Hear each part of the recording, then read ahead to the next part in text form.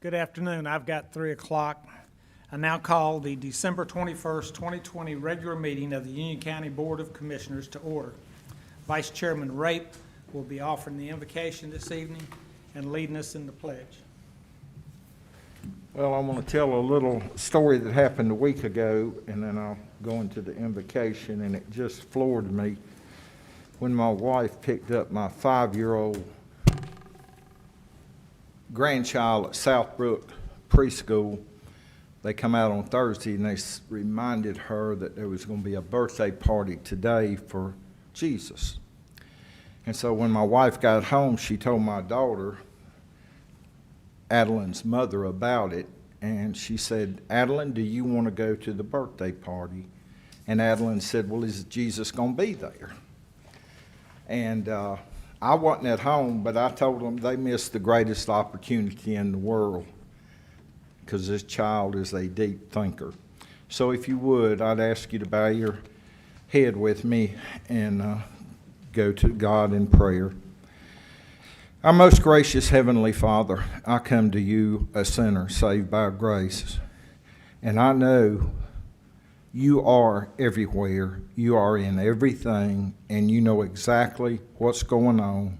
You're still on the throne, and you will not let your people wither and die. I ask that you protect everybody that's out there in harm's way, the first responders, law enforcement, health care, doctors, department heads, everybody, because without you, I don't think I could go on. In Christ's name we pray. Amen. I pledge allegiance to the flag of the United States of America and to the republic for which it stands, one nation, under God, indivisible, with liberty and justice for all.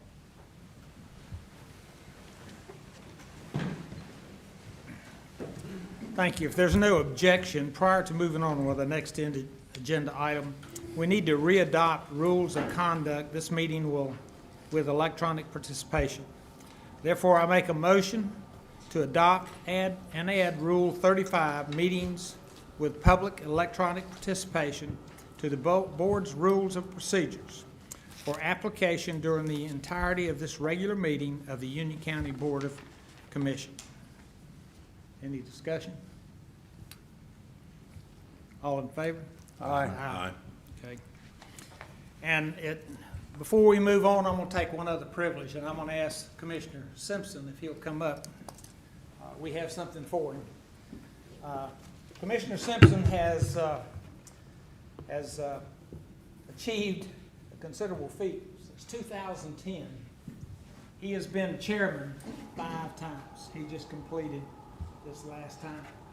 And we want to congratulate you and thank you for your dedication and present you with recognition for your service as chairman. Thank you very much. Thank you, sir. Appreciate it. Okay. Gary. We were too fast. I wasn't fast enough on the drawing. Okay. Thank you.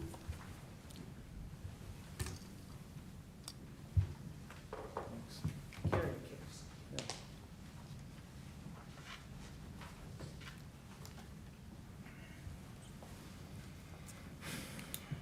Next, we'll move on for our employee recognition. And first, with 5 years of service, I want to recognize William Elmore. I think most of you know him as Todd. Matthew Jordan with the Sheriff's Office with 5 years. Marvin Presley with the Sheriff's Office, 5 years. Kimberly Williams, Sheriff's Office, 5 years. Ryan Davis with Social Services for 5 years. With 10 years service, we've got Michael Malroy, Sheriff's Office, Jonathan Philman, Sheriff's Office, and Kristen Trudeau with the Sheriff's Office. With 15 years, we've got Irma Graham with Social Services, Monica Carpenter with the Tax Administration, and with 20 years, Debbie Purser with the Library, and Jared Steele with Parks and Recreation. During the month of December, we had several retirements. Geraldine Small with Business Ops, 14 years. Carl Lucas, Information Technology, 25 years. And Cody Luke with the Sheriff's Office with 28 years. Again, we want to thank these individuals for their contribution to making Union County the great county that we are today. Next, we're going to recognize our Holiday Art Contest winners. And Catherine, would you like to come lead us in that, please?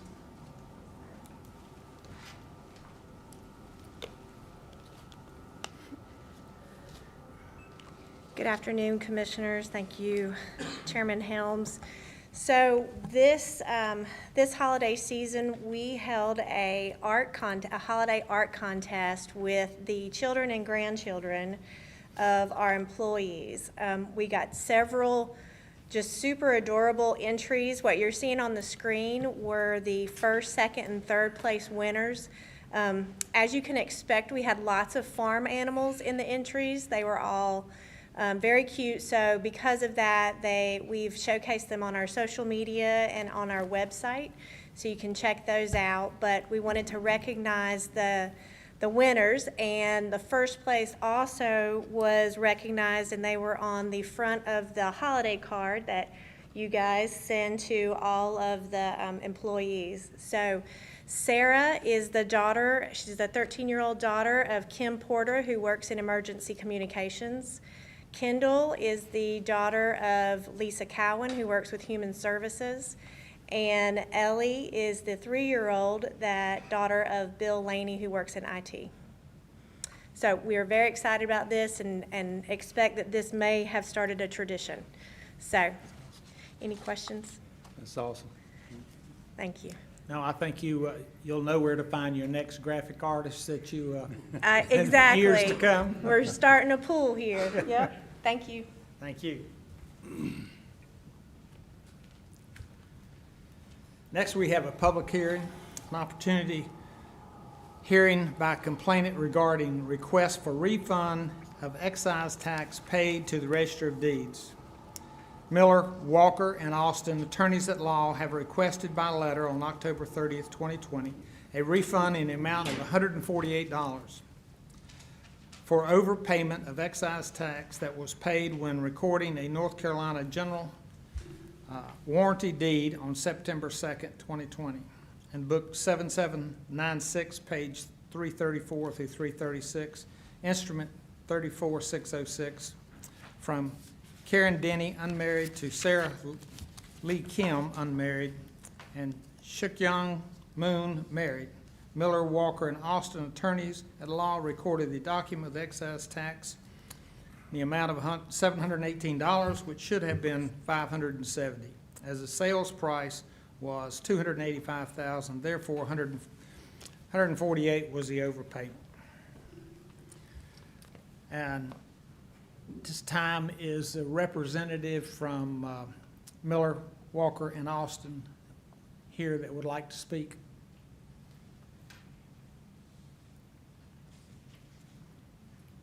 Okay. We provided them an opportunity. I think we can move on.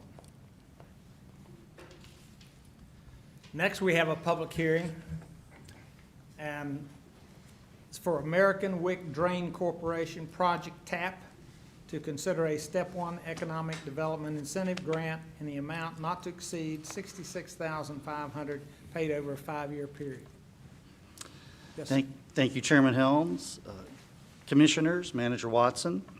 It's my pleasure to bring before you this afternoon an economic development grant request by American Wick Drain Corporation, otherwise referred to as Project TAP.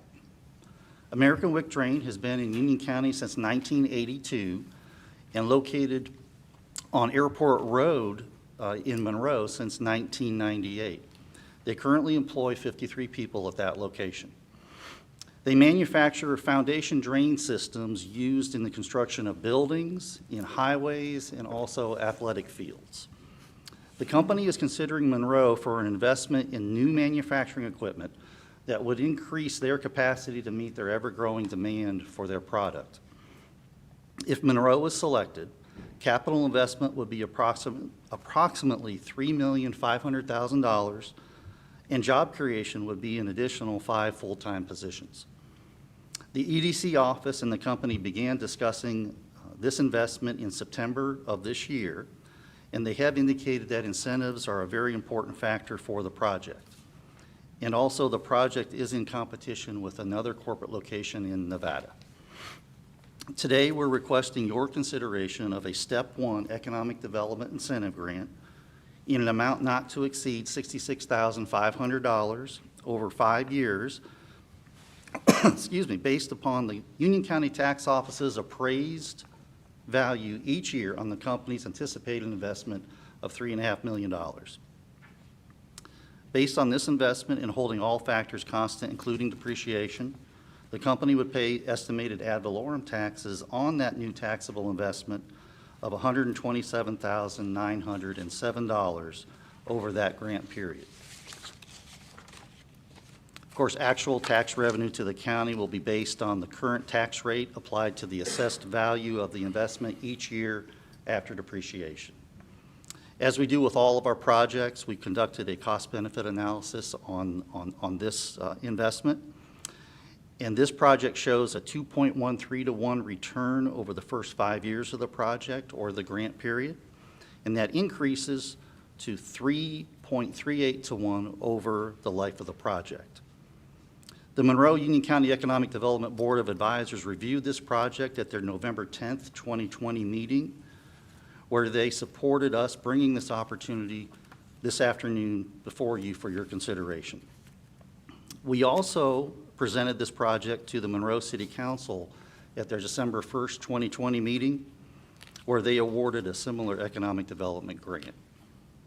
Therefore, the Monroe Union County Economic Development Board of Advisors and staff recommend the award of this Step 1 performance-based economic development incentive grant to American Wick Drain Corporation in an amount not to exceed $66,500 to help secure this $3.5 million investment. At this time, I'd like to recognize Mr. Scott Morris, who is president of American Wick Drain, and their general manager, Mr. Herman Valdez, who are available to answer any questions, as am I. So with that, thank you. Are there any questions, these gentlemen? Yes, sir. Yes, good afternoon. Good afternoon. I do have a question. Do you have an idea of just what kind of difference there is between the constant assumed assessed value versus the actual depreciation schedule for this capital equipment? Commissioner Williams, I do not have that information with me. I would be glad to just go back to the office and investigate that along with information from American Wick Drain. Okay, I'd be happy to do that. that'd be great. I'd appreciate it. Okay, thank you. Thank you. Other question? Thank you very much. Thank you for y'all's participation in the county. We'll open our public hearing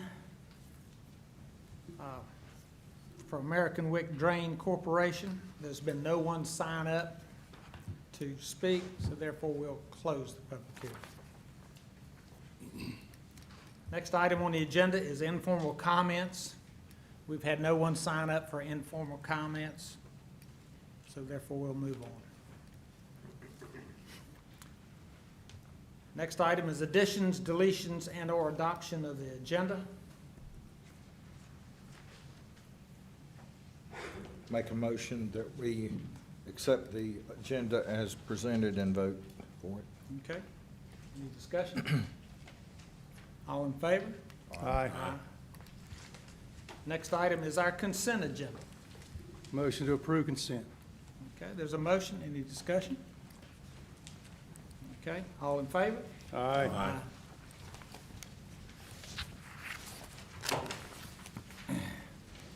All right, the next item is old business. Item 30, discussion of water and sewer rates, and Commissioner Rushing, you brought this up. Would you like to explain it, please?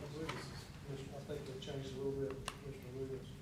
Yes, Mr. Chairman, I would like to move that the Board of Commissioners take all necessary actions to prevent the water and sewer rate increase scheduled for implementation on January 1st, 2021, and call for a Board of Governors meeting to modify the water and sewer district rate and fee schedule so that the pending rate increase does not take effect.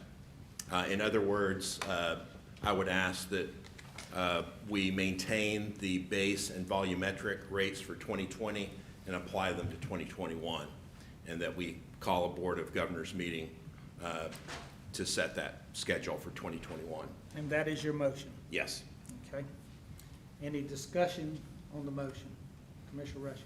Thank you, Mr. Chairman. Could I ask Mr. Yee to come forward and answer a few questions?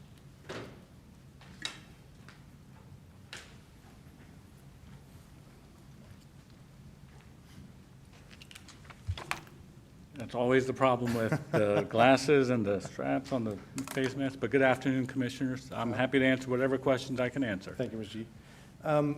In November of last year, we had a meeting where we discussed this and the need for two 15.5% rate increases. Since then, has anything changed, in your opinion, with the nature of the projects, you know, in the discussions that we've had at the Agriculture Center, where we discuss, you know, sewer plants and the desire to build a sewer plant? Anything that has changed at all, in your opinion, from where you were in November of 2019? The short answer would be no, sir. What we presented to you was a financial plan that had two 15.5% rate increases, and that was driven by the need to build the Yadkin water plant. And that is the big driver of the rate increases. We played with the rates, we played with projects, but it really didn't matter what projects you did. What mattered was whether you wanted to do Yadkin or not. And if you wanted to do the Yadkin water plant, and you wanted to finance it for what we thought we needed to finance it for, you needed to do the two 15.5% rate increases to finance it. We've got all the approvals that we need from FERC, from Duke, everybody that we need our approvals for to start construction on the Yadkin plant? We've gotten the FERC approval, we've gotten the easement agreement with Duke. We're right now in the process of lining up all the necessary permits, soil erosion control, all the other permits, railroad crossings. Most of them are done. We're just working with the Mooresville office to work out some of the details to make sure they're happy with some of the controls we're having in place for soil and erosion control. But we don't see any problems getting those. I don't see any problem getting it. It's just making sure that they're happy with the measures that we're taking. And it's just, at this point, it's more a function of time, trying to get it done over the holidays, knowing that some state offices tend to take time off at this time of the year and not come back until the new year. And that, it just adds time. Do we have approval for the financing of the Yadkin plant? We're in the process of doing all of that. We've talked to the LGC about the financial model and the financing. And the last call we had, which is, I guess, was about a week or two ago, they had no issues or questions with the financial model that we presented and the financial feasibility analysis that was done. So is that hinged on the next increase, or does that discount the next increase? I'm not sure I understand the question, Okay, but with what you say, that what's the word you would use? Happy, satisfied? With what they're satisfied with that you've talked to them recently? Yes, sir. Is that what we currently have or what we plan to have? It's what we currently have, which is the 15.5%, which is already in effect, plus the second 15.5%. Well, I guess that's what I'm asking. If we were to not do the second increase in January, what would happen then? Would they still be satisfied with what we have? Probably not. I can't speak for the LGC, but the entire financial model is predicated on the second 15.5% to generate the revenue to pay off the debt. If you don't have the second 15.5%, you're not going to generate the revenue within the water utility to pay off the debt. If you can't pay off the debt, you can't borrow the money. If you can't borrow the money, you don't have the financing to build the Yadkin project. When we started In 2019, we had a meeting where our folks working on the project came up, and they said that the price would go up approximately $94 million. And then we started hearing of a need to increase the rates. What changed in that? Were there upsizing of pipes, any increase in construction costs from going greater than we had originally planned? What did that increase come from your understanding? Well, I'll do my best to remember. Some of it actually dealt with the escalation of costs, that as we were getting further along in the design process, we knew with greater certainty what it would cost to build certain things, and we could get pricing. And as we were getting better cost certainty, the prices were coming in higher than what was originally budgeted, because the budget amount was several years ago.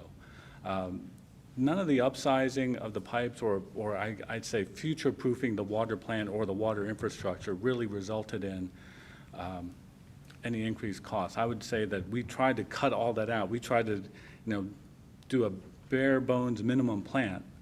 And then as we thought about some of the things that we added back in, that the board asked us to add back in or approved us to add back in, those things made sense to add back in, because that way we just put in a larger pipe one time, and we never have to go back and dig up that ground again to put in a second water pipe in the future. So we did things that make sense. We tried to contain costs as much as we could and reduce the costs as much as we could. Did we, in this number, has it been figured in that what is it, another $30 million approximately to put the pipeline to Wingate? Yes, sir. So in the financial feasibility model that we asked our advisor to do, it does assume that we are building the line south from the water plant to 74, and that we are doing it 4 years earlier than the original capital plan had that scheduled. And when will that? It's be like, if we're building the plant 2022, the line would go in, I think, 24, 25. I'd have to double check for sure, but it is sooner, significantly sooner than we had originally planned. Are you going to come back and ask for another increase? Well, that's a very broad and general and open-ended question. No, it's a pretty simple question. You're going Well- to come back and ask, are you discussing right now coming back and asking for another increase within the next 2 years? Well, I'm going to answer your question, but I'm going to answer it in parts. The 15.5% are set, and I'll stand up here every day and tell you that we need those in order to do the Yadkin water plant. Going forward after so this 2020, the 2021 year is the second 15.5%. So the next set of rates that the board or the Board of Governors would be looking at would start in 2022. We haven't set rates for those years yet. We would have to come back to the board for those, for you all, the Board of Governors, to set a rate for those years. Well, we'd obviously work with the manager and the staff within Public Works, within the Finance Department and our advisors to really get a feel for what's necessary to fund and pay for the capital plan that's outlined in the 10-year CIP. And part of it calls for an annual rate increase. If you recall the November retreat, I did show you the slide where it showed you the 15.5%. And then in the 8 out years, it had a nominal rate increase of 2.5% going out for all of those years. And we had those grade because we were never sure what those rates in the future were going to be, because we didn't really know at the time what capital projects beyond Yadkin and a few others would be. So those were grayed out to give us some sort of wiggle room. But yes, there will be rate increases in the future. I think can I ask a question? I think you're making a point there. It's the Yadkin, but we're also addressing in this rate increase other activities like our EQ tank and the other line to 12 Mile Creek and the short line as well too. So it's activities that you've got scheduled in the coming years. That's all inclusive in this. Is that correct? Yes, sir. Our capital plan does include other projects beyond the Yadkin project. All right, thank you. Commissioner Ray? I refuse to allow y'all to take opinions and state them as facts. They're your opinions, one thing in particular, you talk about 600 million to run water lines all over this county, but you would magically do it with no increase. And until we get a source for water, those lines can handle nothing because we don't have that much water. So with that being said, I'd like to call the question. Well, there's a motion on the board, so all in favor of the Mr. motion? Chairman, just a point of order here. Commissioner Simpson's not had an opportunity, and I was stopped in the middle of my questions I was asking. All right. Commissioner Simpson, did you have something you would? I'll be happy to ask a question of Commissioner Williams, and that is, what's the alternative? Well, to my mind. Is this an intent to stop the Yadkin project, or is there an alternative means of financing you have in mind? Well, there's no secret that I've been a critic of the Yadkin project, but in looking at the finances and looking at how Public Works intends to finance this, both through PAYGO as well as through bond issuance, looking at the level of historically low interest rates that prevail in the municipal market right now, I think there is some flexibility in reducing rates. I don't understand this inflexible position that we cannot lower rates. We're looking at 2 back-to-back 15.5% increases for water rates. That's in addition to 6.5% a year increases since 2015. So it's not like we've been kicking the can down the road. We've had sizable rate increases year after year.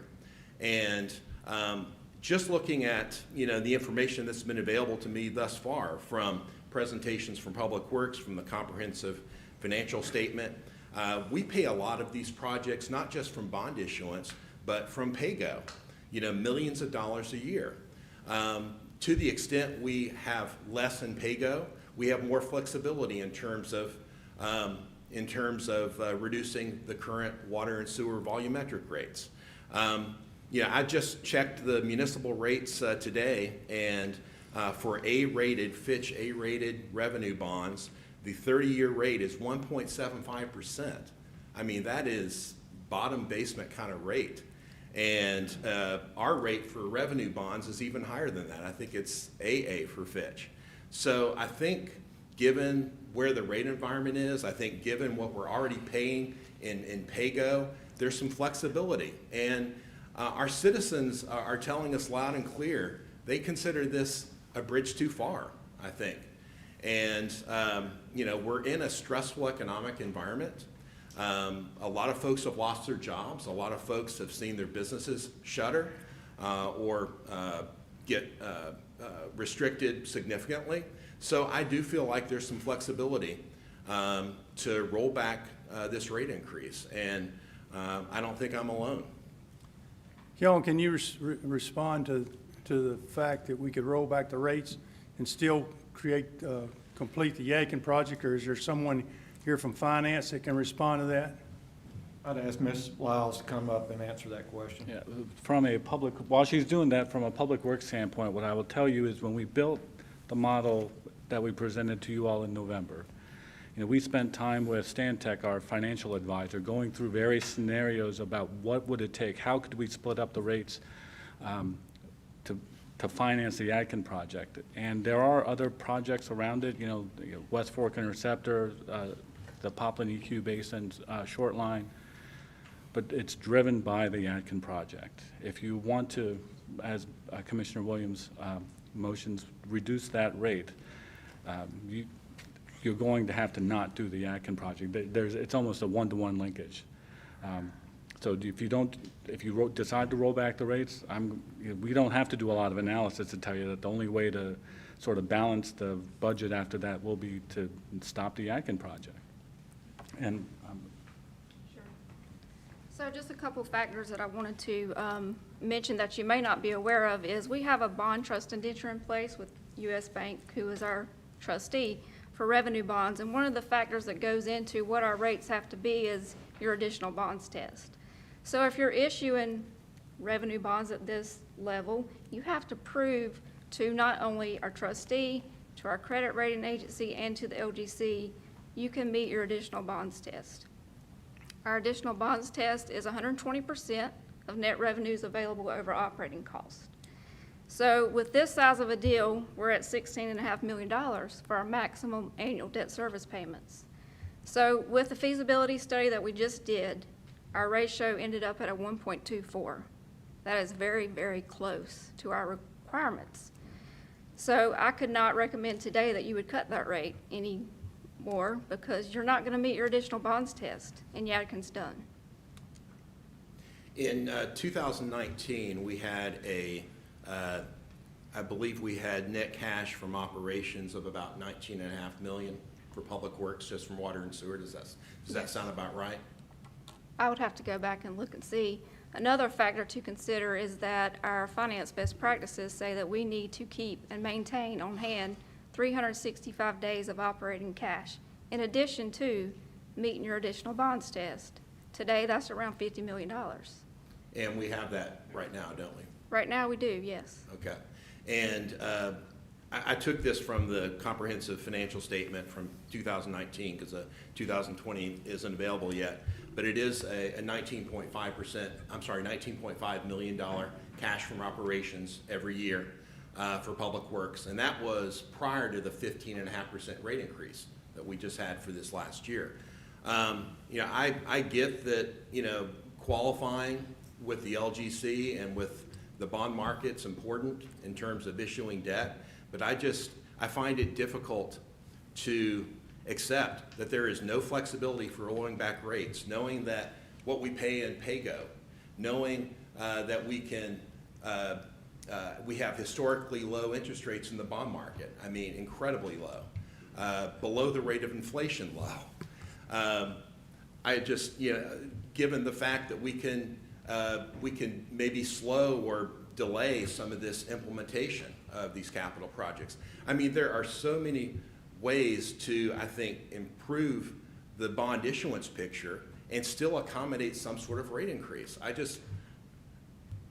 I'm probably beating a dead horse here, but I find it difficult to believe that there's no room for a rate decrease. Mr. Williams, I agree with you in that this is a dead horse. Ms. Lyles, if I recall, last 6 to 8 years, you have received outstanding excellence in financial stewardship, I guess, of the county's Right. money and this. That's and correct. I need to commend you for that, and therefore I have all my faith in what you bring to me. There's been a call to question. We're going to vote. What are we voting on to call the question? Yes, okay.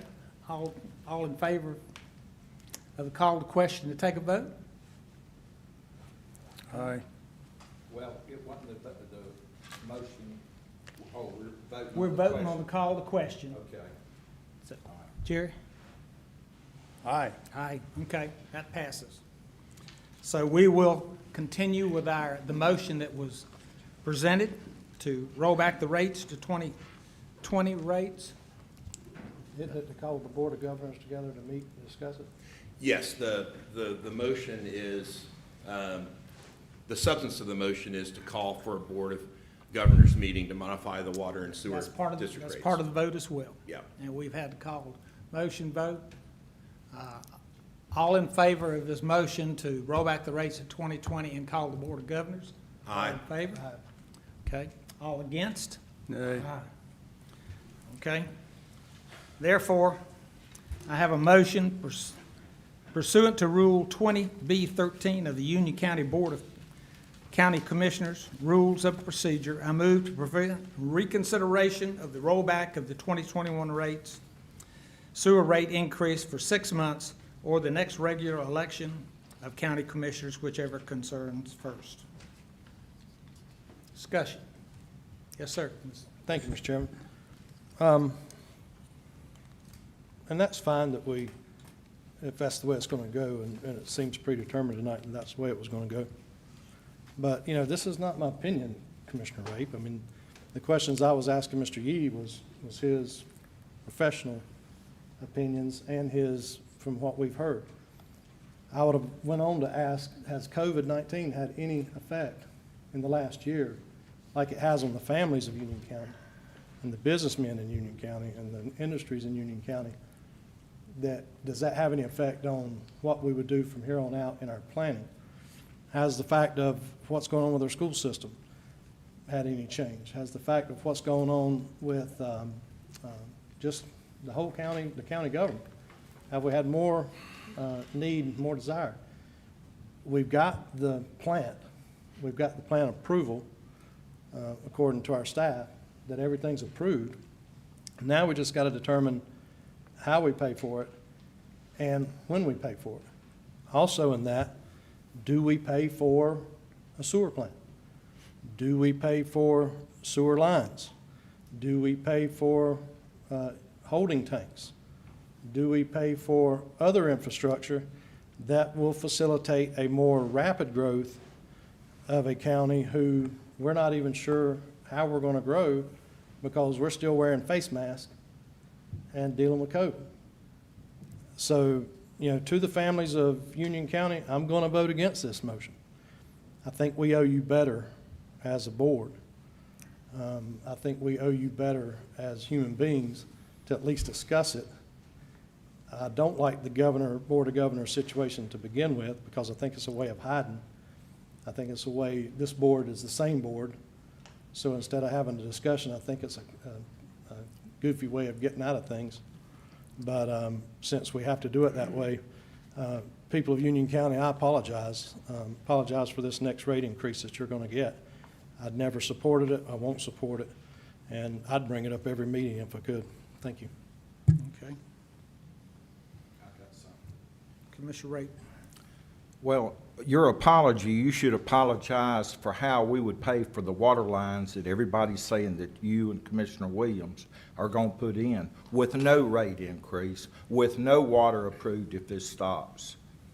It is voodoo economics. All right. All right, we've got a motion. And I'll call for a vote. All in favor of pursuant to Rule 20B-13? All in favor? Aye. All opposed? No. Okay, all right. All right. Our next item is item number 31, American Wick Drain Corporation Project TAP to consider a Step 1 Economic Development Incentive Grant in the amount not to exceed $66,500 paid over a 5-year period.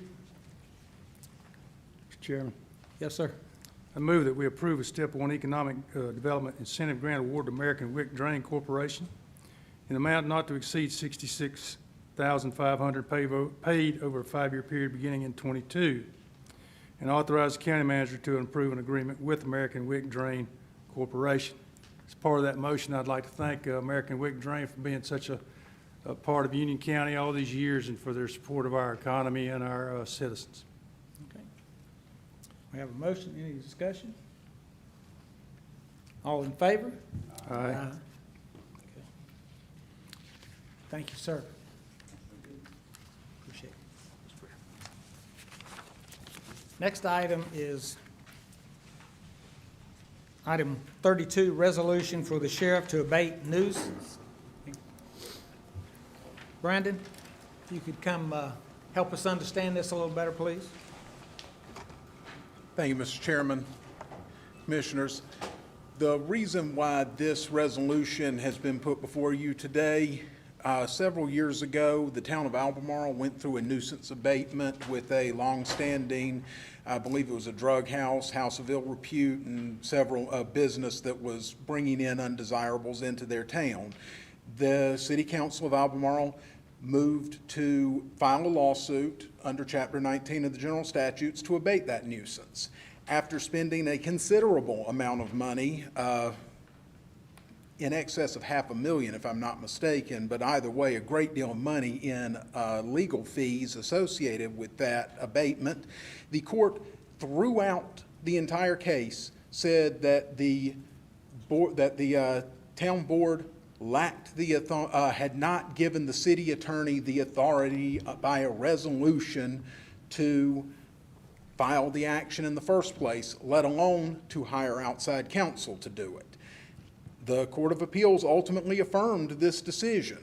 So when I came to be the legal counsel for the sheriff's office, the sheriff asked me to help with the nuisance abatements when we have those properties where our citizens are miserable or can't make economic use of their property because of what their neighbor has done or is contributing to an increase in crime rates. We need to have the ability to abate these nuisances.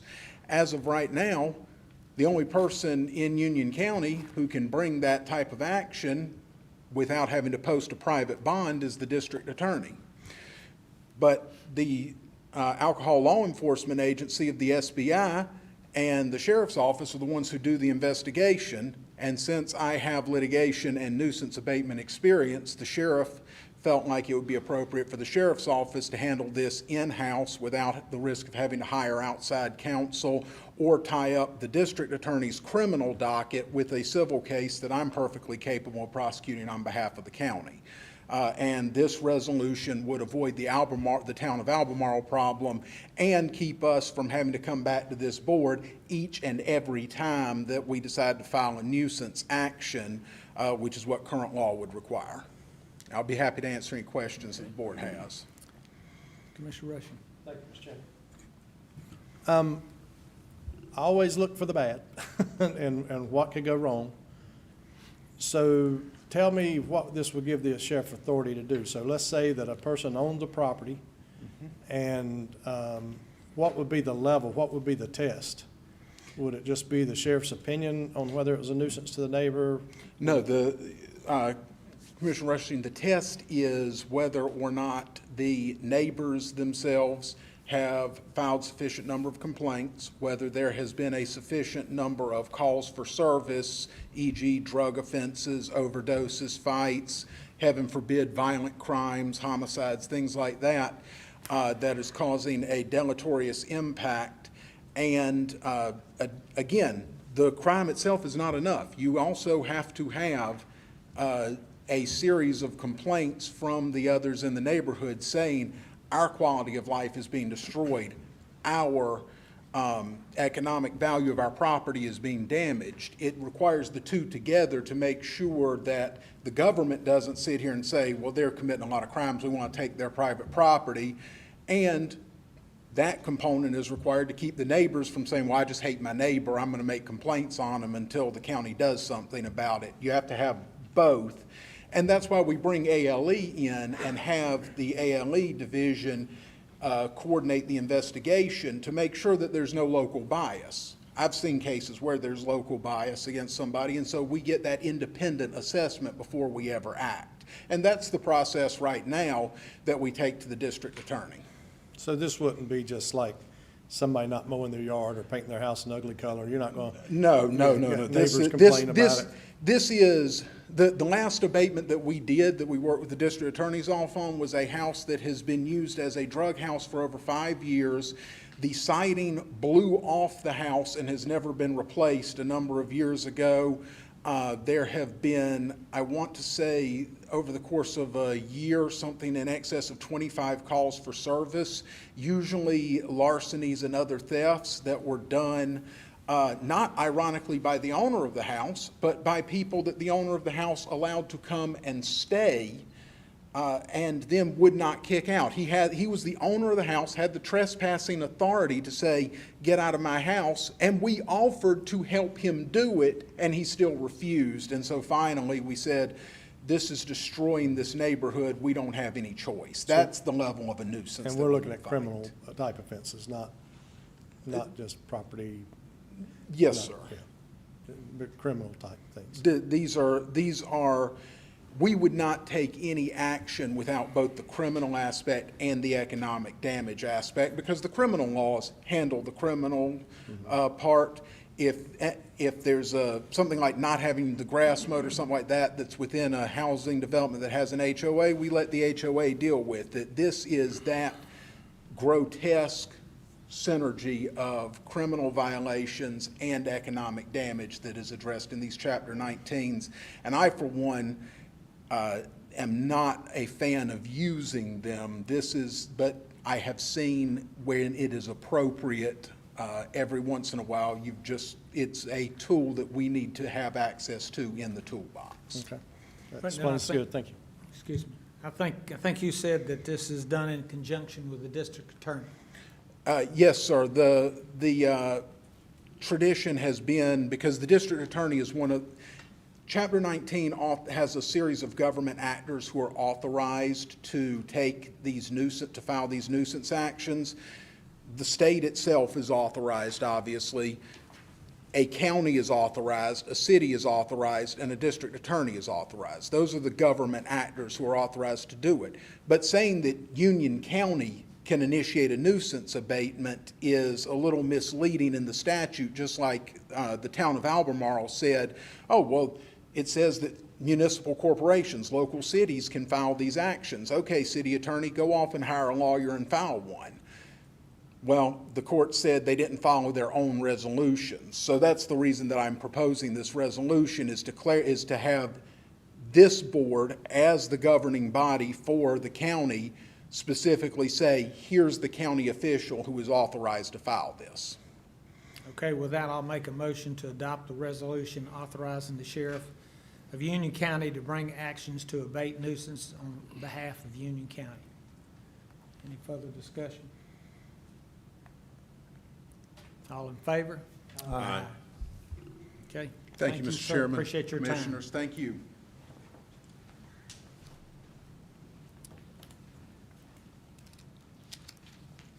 Next, we have the North Carolina DA Visit North Carolina Farms app. And Rachel, I think you're going to come share with us on this. Yes. Thank you, ma'am. Thank you for letting Cooperative Extension come out and talk with the board today. We're really excited to share what we've been working on the past couple months with local foods and products in Union County. So to start off with, I just want to bring up the leaky bucket theory, where in this analogy, the bucket is going to be Union County and the water in the bucket is our economic wealth. So when you're looking at this model, there's holes that form in the bucket occasionally, and the water starts to spill out, and that can create a big mess, whether that overflow into other counties or other states when we're looking at Union County. And in order to patch these holes, you have to figure out where the holes are coming from. So at Cooperative Extension, when we're looking at agriculture within our community, we're looking at how are we reaching the people and how are we connecting with them and spreading what agriculture is happening in Union County with our residents and our visitors. So one way we're looking to patch these holes is by looking at the Union County local farms and food profile that has data from the USDA census from 2017 and 2012. So looking at this snippet here, you can see that there's a couple down arrows. There's down arrows in the number of acres of farmland, as well as the number of farms, as well as the total ag products sold within Union County. There's also a decrease in the number of farms that sell directly to consumers, as well as the agritourism revenue and agritourism farms, the number of farms that participate. But you can see that there is an increase in the direct-to-consumer sales, a significant increase even. And so that shows us that people within Union County and people coming to visit Union County are interested in agriculture and buying directly from their producers, whether that be at farmers markets or small businesses in the area. And so we can see that, there's interest, but there's some discrepancies in these numbers when it comes to the farmers and businesses are filling out this census. So they might fill out the questions wrong or maybe not fill out the survey at all, so there's underrepresentation. So part of what we're interested in is also reaching the farmers within the community to make sure that we're getting accurate data. Another way to look for holes in our community system of the bucket is looking at an infographic like this from the Center of Environmental Farming Systems. And this shows the different key elements that we have in agriculture. And we can look at this in relation to Union County as well. We know we have a lot of food production. You can drive around, you can see all the farms out there, but we don't have food processing plants. And then you can see that there's marketing, And we have a little bit of marketing, and that's really what we've been working on this summer, of reaching the community. And then we have markets and purchasing through the Union County Farmers Market and some other farmers markets within the community. And so we're looking for these holes, the holes in the buckets. So one way that we found would be really helpful was through a Union County local foods and products website. So I was an intern this summer with Cooperative Extension in Union County, and this was my main task, was building this website, helping to form connections and relationships with farmers and businesses that represent local agriculture within Union County, as well as the adjacent counties. So an example of what a listing on our website looks like is here. So we have a description, we have all the products that are sold by this farm or business, as well as contact information, where they're located within Union County, the hours, accepted payments to include EBT and other benefits such as that, and ways to further connect with the producer or business through their personal website and social media. And we also have created a lot of videos. So these videos are interviews that we do by going out to the farmer business, and it's about 2 to 3 minutes, and this gives the ability of the viewer on the website to connect with the producer and start building those relationships that we're talking about. We feel that building these relationships and connecting brings awareness and attention to agriculture within the community, and people can be, connected with where their food is coming from. On the statewide level, there's a Visit NC Farms app, which is very similar to what we started this summer with our website. This is an app that is currently live now. It was piloted in 2017 by Orange County. And so within March of even this year, dealing with COVID, there was user engagement that increased by 52%, and downloads increased by 41% with almost 10,000 users, and that was back in March, again, during the COVID pandemic, of showing that there's interest in people connecting with their food, wanting to know where it's coming from, feeling concerned about their food resiliency within their area. Looking at the map briefly, all the orange counties were ones that were currently participating in March. The light green counties are all counties that are currently gathering assets, which are the businesses and farms that are listed within the website, and then the yellow stars are state farmers markets. Quickly looking at what the app looks like, you can see how it's divided into different categories for easily finding what you're looking for. The middle image shows the huge gap in our region here. So that blue dot is us in Union County. You can see that there's a widespread of agriculture throughout the state, but where we are, we haven't participated. We're not making it known to the public of all the agriculture and local food and products that we have in our region. And so being able for Union County to participate in this app, polling residents from Mecklenburg, which was the top user in March for the entire app statewide, pulling those residents to the east of us even into Union County to help fill the bucket, not only to patch the holes, but to fill the bucket, add economic wealth to our area through agriculture and local foods and agritourism. So on the right, you can see an example of what one of their listings looks like on the app. Another great feature of the app is being able to send out push notifications for that constant reminder. And then here's an updated map. So this is from about a month ago. So you can see even since March how much it has grown with county engagement, with people being interested in getting involved. You can see that Union County has been working on gaining assets, which we have actually gone live this past Friday. So if you download the app now, you can see the assets that we've currently been building since this summer live on the app, and you can start interacting with them. This is our region, the South Central Piedmont region. So it's a combination of a bunch of states in our area where we all work together to help promote agriculture, local foods, and agritourism. So building this app, like I said, we've been working on gathering assets, building these relationships with people in our community, spreading awareness of the app and what it can do through different county groups, as well as businesses and farmers, adding all the data onto the app, and then promoting our farms and businesses. So as I keep mentioning, that patching these holes in our community, filling the bucket, really building our community through connecting businesses to producers, producers to consumers, businesses to consumers, really keeping everyone together and aware of local foods and products in our area. We're educating people on our food system and production, strengthening relationships. It's a really modern way to market agriculture, especially as everything is very virtual right now. Staying in touch through websites and apps to help or sustain food resilience for our residents is really important. Boosting agritourism, location and events, and building our economic viability. So you can follow this QR code if you're interested in looking at the website we've been working on. You can scan it with the camera on your phone or clicking on or typing in this link here. If you have any questions, feel free to ask. Commissioner Rachel. Rachel, that was a very impressive presentation. Thank you. Are you part of a Union County farm family? No, sir, I am not. I did grow up in Union County.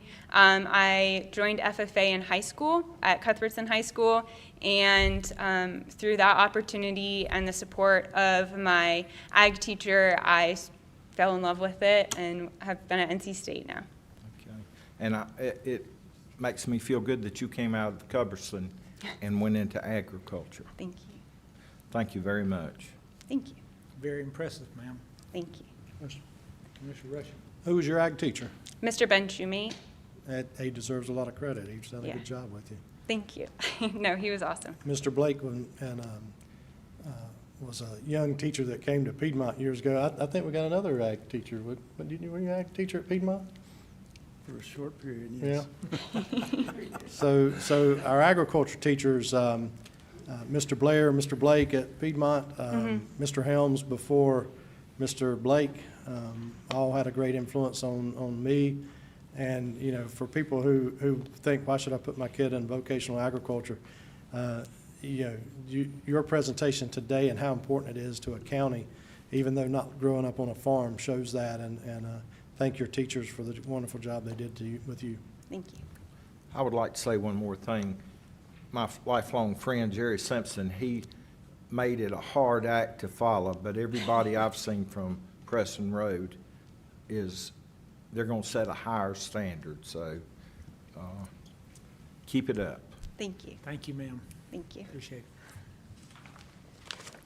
Next item, we have the FY 2021 sales tax update and FY 2022 economic overview. And Blake, I think you're going to help us with this.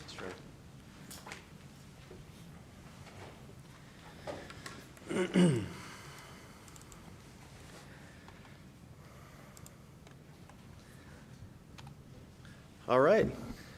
Thank you, Chairman and members of the board, for the opportunity to be here today. I want to share with you an update on our FY21 sales tax projection, how we're performing during the COVID period, how that relates to our FY22 projection. We'll talk about some budget assumptions for FY22 and how that cascades down to the departmental budget instructions and what we expect for FY22 as we are now in the FY22 budget process.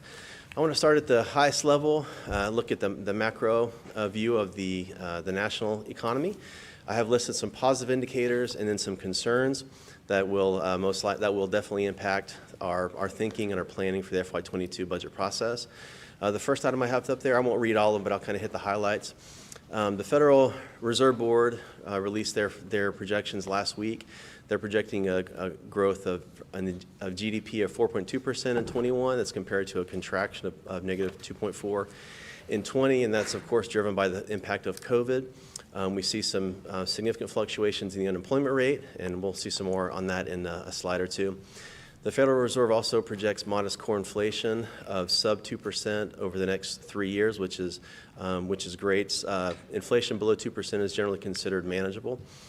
We've seen the Dow Jones fluctuate incredibly from a high of 29,000 in just before the COVID pandemic hit to a low of 18,600 in March, and then it's responded now back to historic highs of over 30,000. So that's a good measure to see.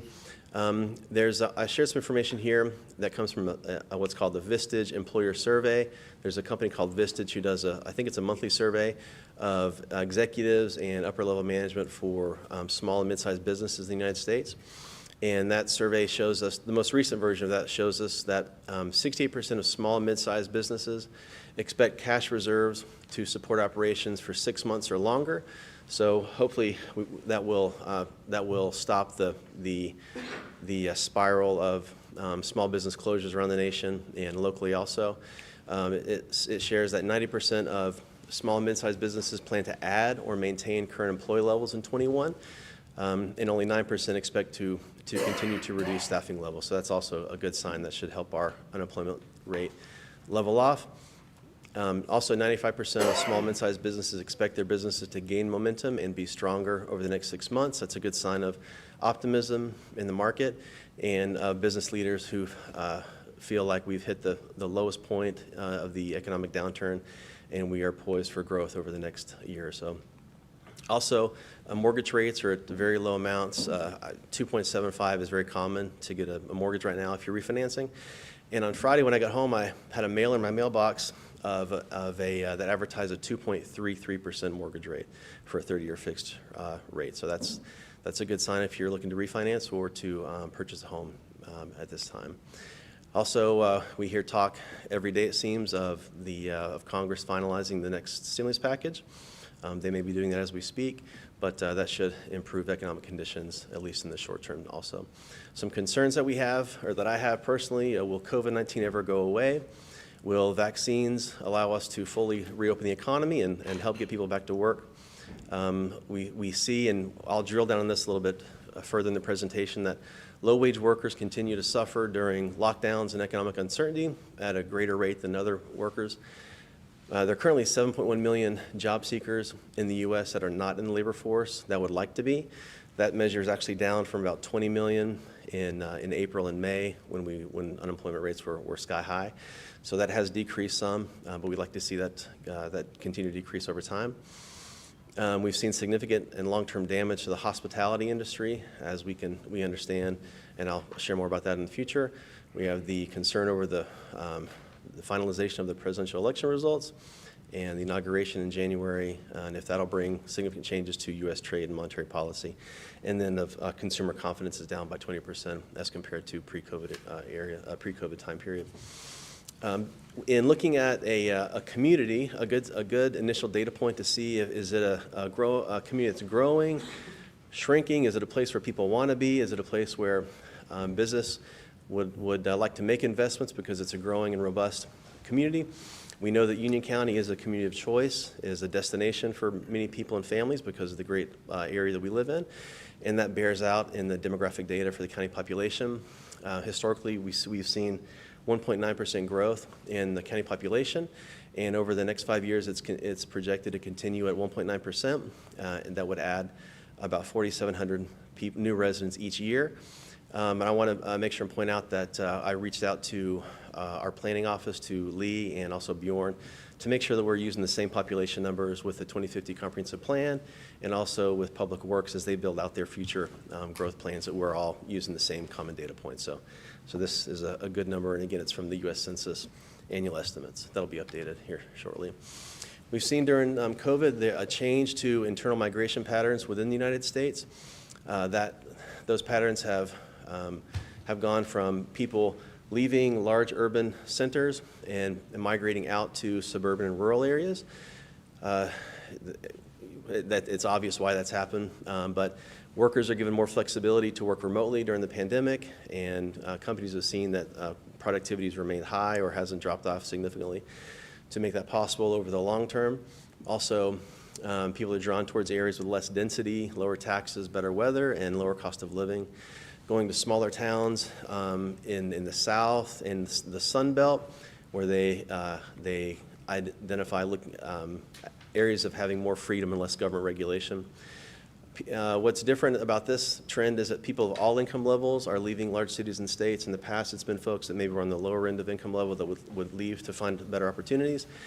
Now we see people at all income levels leaving for reasons, economic reasons, as well as quality of life, and also in other influences from the pandemic.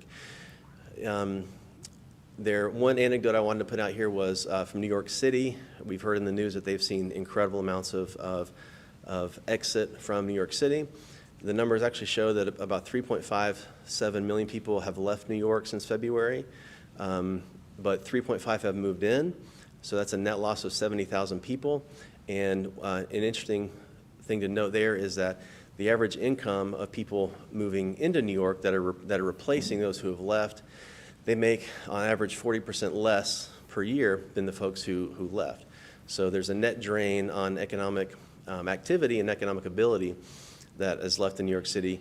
And of course, as people leave, the rents decrease, the real estate market decreases, and so people that make less can come in and take advantage of those lower real estate prices as well. That has resulted in a $34 billion loss in total income for New York, which is significant because the city depends on income taxes, both state and local. And so that's, with all the things happening in New York, that's icing on the cake for them to deal with. Another significant exit is from California to Texas, and some high-profile examples of that are Elon Musk has personally moved to Texas and taken large operations of SpaceX and also Tesla operations and production facilities to Texas. Joe Rogan, the most popular podcaster, moved to Texas. Hewlett-Packard moved their operations, and the Toyota U.S. headquarters also moved to Texas in the past 6 months. The table below, the cities listed in under the blue header are the top 10 cities that have lost the most residents during the COVID period. And the cities under the yellow header are the cities that have gained the most residents during the COVID period. So there's been a transfer of people from, and as you see, those are very large, dense urban areas. Many of them are in colder climates, moving to the cities on the right, which are in the south, in the Sun Belt, in less dense areas. But you can see I've circled number 6 on the list, which is Charlotte. So that means that Charlotte is receiving the 6th largest influx of migrants or refugees from larger areas to the Charlotte region. And we know that as people come into the Charlotte region that have options, they tend to scan the region and decide where they would like to be. And many times they choose Union County as the place to set up their home and grow their family or grow their business. So that's a measure of how Union County is being affected or driving growth into the community and driving indicators in our real estate market. And we'll talk about real estate here in a little bit. I wanted to show you a brief review of the unemployment rate, how it's been affected over the COVID period. The vertical black line in the table at the bottom delineates the pre-COVID world from the post-COVID world. So, and also the blue line represents the unemployment rate for Union County. The, I believe it's orange line is the unemployment rate for North Carolina for the state, and gray is for the national rate. So you'll see that as of February, we had historically low unemployment rates at all levels. Union County was 3.3%, which is really an incredibly low rate of unemployment, and the state and nation were not far behind that. But this is an example that you'll see cascade throughout the presentation that Union County tends to fare better than our peers, whether it's other counties or the state, the nation. We are very fortunate to be in this community, and we all add to it, and we all contribute to it being the great place that it is. But these are signals of that. Unemployment jumped up in April because of the lockdowns, because of the pandemic, because of everything else, at a national level to 14.7%, and there's a gradual trending down as of October, which was the last month available, to 6.9% at a national level and 4.9% at a local level. The Federal Reserve Board last week did their estimates for the next 12 months, and they're projecting that a year from now, next December, that the unemployment rate should continue to trickle down to about 5%, between 4.5% and 5%, which would be considered full employment and would be considered a full recovery. So to give some context to the last recession that we saw, the Great Recession, 2008, 9, 10, 11, and so on, going into that recession, unemployment was 5%, and it peaked around, I think, 20%, and it took 7 years to get back to 5% unemployment. So that was a much more protracted and elongated recovery overall in the economy. And a 7 to 8 year recovery is a long, and a lot of people were displaced during that before they could get back into the workforce. And the Federal Reserve is projecting, which is there's consensus around that within a year, we'll be back to what's considered full employment. So that would be a 2-year, maybe just below 2-year recovery for the unemployment rate, which would be a pretty short time frame to get back to full employment. I'm going to go through a few scenarios or a few slides of economic data and compare that will compare the different data points at the national level, at the state level, and at the county level, and other stratifications depending on what the topic is. And so I'm going to go in order from the top right table to the bottom left table and then to the far right table at the bottom as we go through the discussion. And just to point out that this data comes from the Opportunity Insights Economic Tracker, which is a joint collaboration between Harvard University, Brown University, and the Bill Gates Foundation to track important data points nationwide to illustrate the recovery from the COVID pandemic. So I pulled a lot of data from there. The table on the upper right quadrant of the slide and of your sheet shows the percent change in employment from the COVID period. So you'll see that the y-axis represents January of 2020, and at 0% means whatever the total employment numbers were as of January, it shows the percent change in those numbers from January until now. And it's broken out by wage group. So the first chart on the upper right is the United States or America, broken down by wage group in 3 categories. One is high wage group, which is people that make $60,000 or above in a year. The middle wage group is $59,000 to $27,000, and the low wage group is below $27,000. So if you look at that, you'll see the low wage earners are the green line, the teal green line, and the high wage earners are the red line above that. And you'll see that even though all 3 dipped at different levels during the initial phases of the pandemic, they've all recovered somewhat. Upper wage earners throughout the United States have actually increased 1.2% since January. If you look at the lower wage earners, those making below $27,000, they are still at a net negative percent of 19% at a national level. So that means if there were 100 workers in January, high wage workers, now there's 101 people making above $60,000 a year. And if there were 100 low wage workers in January, now there are 80 or 81 low wage workers. So that number is still significantly lower than it was before. The table below on the bottom left shows percent change in employment in North Carolina. So we see the same metrics but applied to North Carolina, and we see that the same pattern exists. Higher wage earners have increased by 4.2%. Low wage earners have decreased by 20%. Then the lower quadrant on the right is Union County. If you make above $60,000 in Union County, there are 9% more of you now than there were in January. And if you make below $27,000, there are 12.5% fewer of you. So you can see that on both ends of that spectrum, we have more people who have moved into the upper wage group, and we have fewer people that remain in the lower wage group. So we are performing better than the state and the nation, but still, it's a direct view of those who are suffering most throughout this economic downturn, which are those that are lower wage earners or lower skilled workers. The next slide, impact of consumer spending, shows similar information. The chart at the upper right is a percent change in all consumer spending, Union County versus North Carolina. You can see that there's a very tight pattern there where consumer spending is down in Union County by 7.5% and down statewide by 3.5%. The other gray lines there, the clusters, that's the other 99 counties in North Carolina. And the ones at the very bottom, which means the ones that have decreased their consumer spending by the most, those are the westernmost mountainous counties of the state. And surprising that the lowest one on there is my home county, Jackson County, up where Silva, Dillsboro, and Colowee is performing the worst in this metric. So I'm hoping that they can do better and improve over the next year as well. The lower quadrant on the left is North Carolina consumer spending by industry. And I broke this out because I wanted to show you the industries that have been impacted the most by COVID and those that are faring better. The bottom left shows North Carolina consumer spending by industry, and it's broken out between the teal is restaurant and hotels, red is transportation, which would be airlines, and the blue is entertainment and recreation.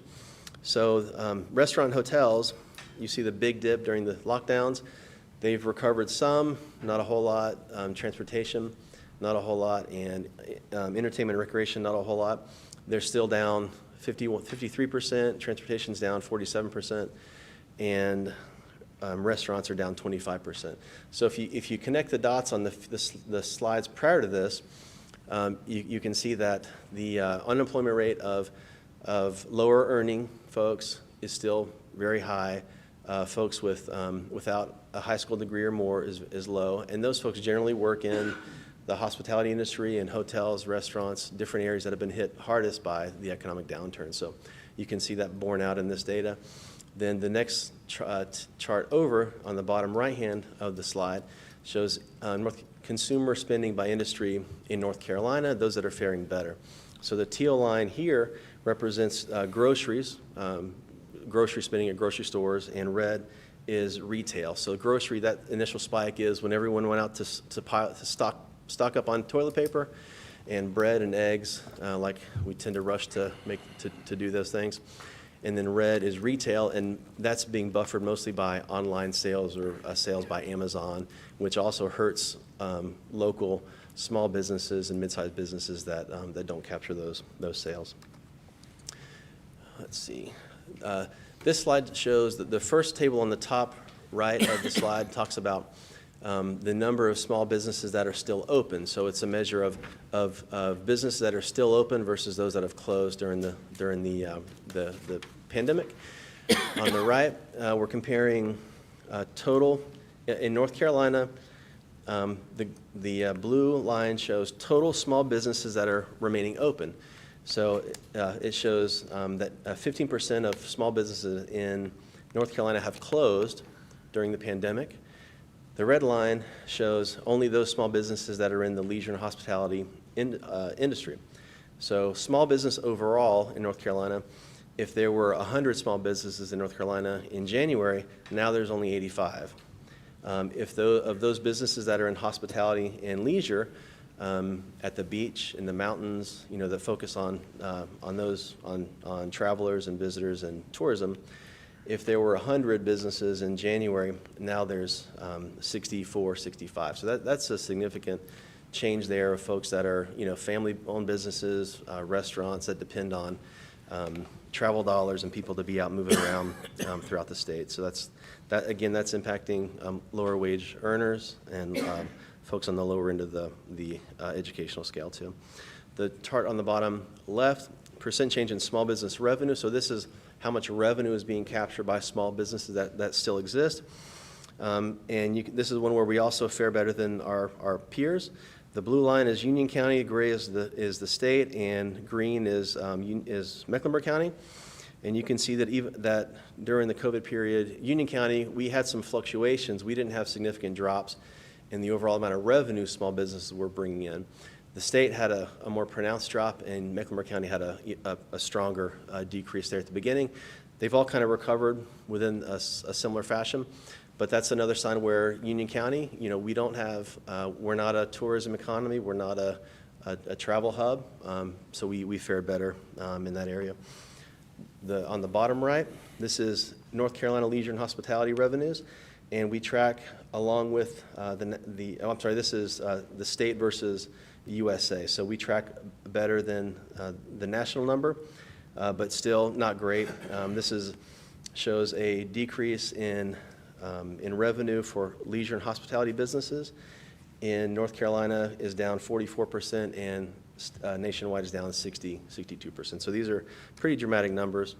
Now, how does that all impact quality of life? Because we know that each of those businesses, it's not just a nameless or a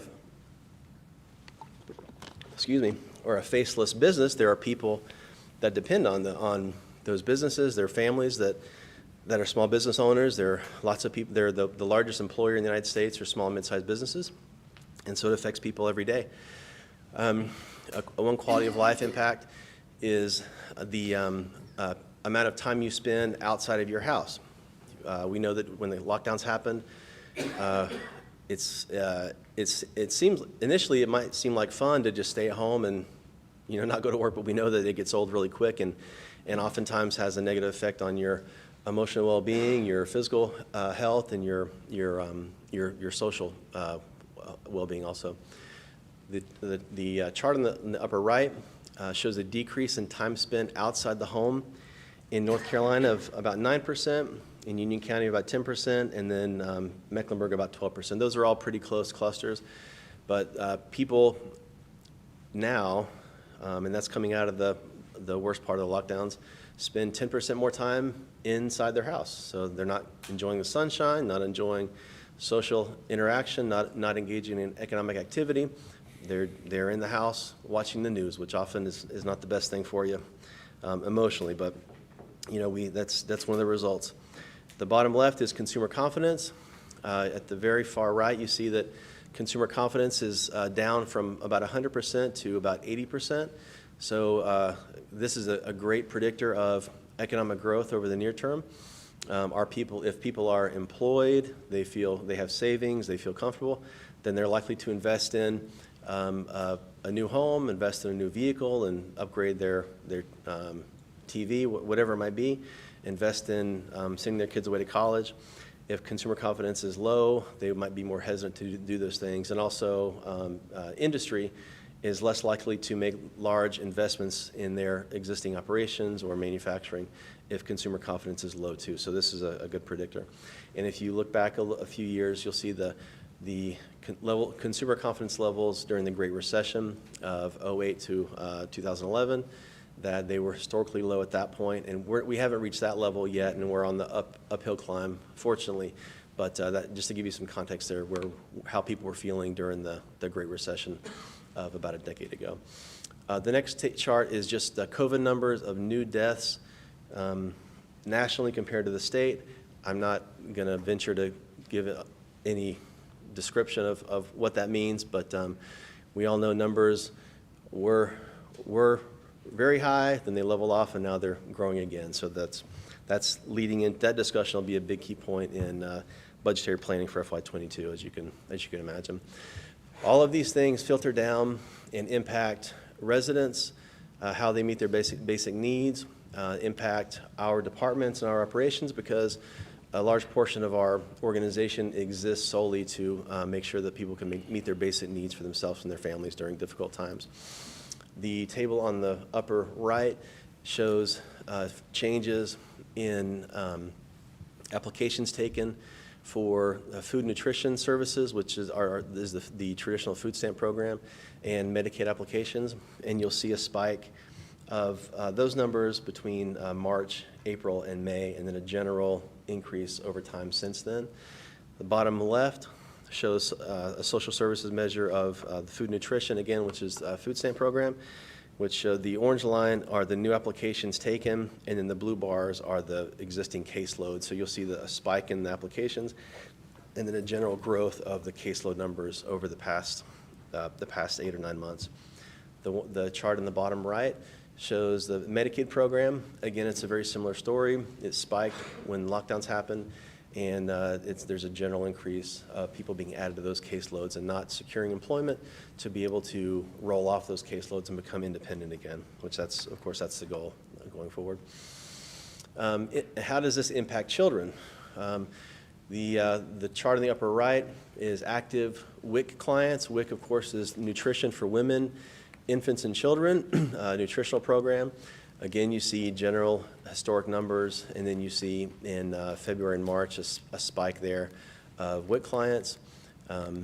So that's, of course, mothers seeking nutritional aid for themselves and their children. The bottom left table, I want to take just a second to give more information around that. This is a measure of child welfare protective services. The blue bars represent the number of referrals that are accepted, and the yellow line is the number of substantiated reports. So the blue bar is, that is only increased if someone makes a CPS report, and as the person receiving that call discusses or goes through the criteria with the person making the call.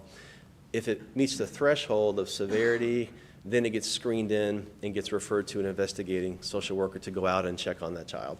Sometimes if it doesn't meet that threshold, it can be addressed through other ways or other areas, but it has to meet a certain threshold even to be added to the numbers. In this one, there's an inverse relationship in March and April, and you would think, well, that's good. There's fewer referrals made to CPS, so that means that things must be great. People are locked down, mom and dad are home from work, kids are home from school, everybody's having a wonderful time, great family bonding.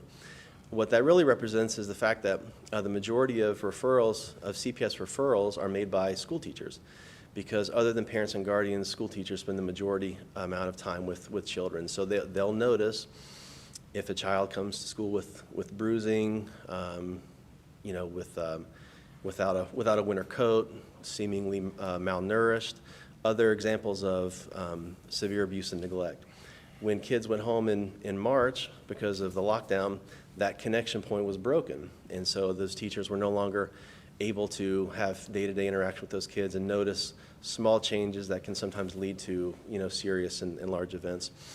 And also, the way the numbers work is teachers, the highest number of reports are made by teachers before the Christmas holidays and before kids go home for the summer, because teachers will see kids throughout the school year, and they'll notice things, and they'll kind of hesitate whether to make a report or not. And then before the kids go home for long periods, they'll say, well, better safe than sorry, so I better make a report. So the fact that there were no kids in school when the semester ended leads to fewer reports being submitted. Now the gold number is the increase. So the gold line is the increase of substantiated reports. What that means is, even though there were half as many referrals or CPS reports made, the number of actual substantiations, or when a social worker went out to the home to visit the family and verified that yes, there is severe abuse and neglect happening, and then action was taken. Either the child could be taken into foster care, it could be referred for services. There's a multitude of options available. But what this means is there were fewer referrals made, but the referrals that were made were much more severe. And this is coming from the management from CPS, that the severity of cases since the pandemic are increasing due to parental substance abuse, inappropriate discipline, domestic violence, and sexual abuse. And so these are, the lockdown has a lot more effects than just economic effects on people's lives. And we're seeing that borne out in the numbers here. And the table to the right on the bottom is total children in agency custody. So you'll see a general increase over time over the past few years. And then in February, March, and April, you'll see kind of a general increasing rate of growth there to 156 kids in custody.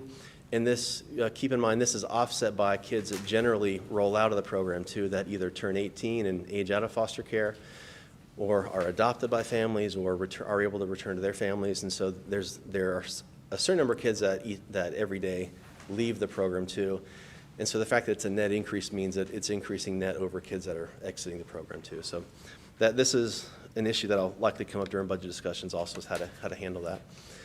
Impacts to seniors, another vulnerable population that we want to be sure we're taking care of. The top right shows senior transportation passenger trips during the COVID period. You can see that the yellow bars, the number of trips decreased significantly when seniors were being the most vulnerable folks from the pandemic. Stay at home, and you'll see the numbers increase. That's not number of trips of seniors. That doesn't mean that after 3 or 4 months, seniors reschedule all their doctor visits and reschedule trips to do their shopping and things. That represents the transportation services adjusting their business model to meet the needs of the seniors. So they began doing home delivery of meals to partner with the senior nutrition program. So those trips reflect, since we're no longer taking seniors into public places for their benefit and for doctor's appointments, we're going to take meals to them, take other nutritional benefits to them, so they have what they need in their home. So And we know that their top priority is safety for our seniors, and they've taken great measures to to make sure their vans are clean and they're Clorox wiped all day long. They invested in a fog disinfectant machine to fog out the vans multiple times a day to keep the seniors that do feel confident traveling, to keep them safe. The table on the bottom left is a senior nutrition, meals per month. Again, you'll see in February, March, an increase there. And you'll see the growth mostly to the yellow bars and the gray bars, which represent home delivery and frozen meals. Now, before the COVID period, there was historically always a waiting list for seniors that wanted to be in the program, but due to funding restrictions and other reasons, they weren't able to become clients of the program. When COVID hit, of course, the federal government sent us all the CARES funding, and the CARES funding has been very beneficial in many ways, but one of the ways is that increase in the yellow and gray bars you see there in that table represent additional meals that are being purchased by CARES funding to bring people off of the wait list now into the program to receive those meals that would like to have those. And so that increase represents a decrease of the wait list for the program of about 2/3. So there's still a few people that aren't being served, but that wait list has been mostly managed and because of the CARES funding. So this will be another data point or a discussion point going into the budget of how to handle this when the CARES funding goes away. Presumably it's going to go away soon, and is this something that the counties will be willing to fund, or will it be able to be handled in some other way? On the bottom right, the next table is adult services or adult protective services, which again shows a decrease during the initial COVID months, a decrease in reports, and again that's attributable in some way to seniors being shut in their home and having fewer visits by friends and family and people, being, we've all been told that be careful going to visit grandma and grandpa because you may be carrying COVID and it may affect them. So it's to me, it's a measure of isolation of our senior population, and in some ways, referrals that maybe should have been made that weren't because of people not being visited very regularly. This all leads into many areas that we have responsibility over. One is public safety. The upper right, you'll see just general calls for service. The first bar represents calendar year 2019, where there were 145,000 calls for service, and in FY20 to date, there's been about 170,000. So there's just generally calls for service to the Sheriff's Office are up quite a bit. The table on the bottom left shows the number of calls for armed subject, or when the deputies respond to a call where someone is armed in the situation, has increased. There was a jump up there in the first quarter of the year. It's kind of come down now a little bit, but it's still historically high. And then the chart to the right of that is larceny of vehicle. You can see that's been increasing over the COVID period. And surprisingly enough, I think this is a measure that shows that the criminal element can adapt and change their tactics, because if you look at, I didn't include it, but if you looked at the chart for home break-ins, it's actually gone down quite a bit because people are home, people are unemployed, so they're at their house more often, so they focus on vehicles.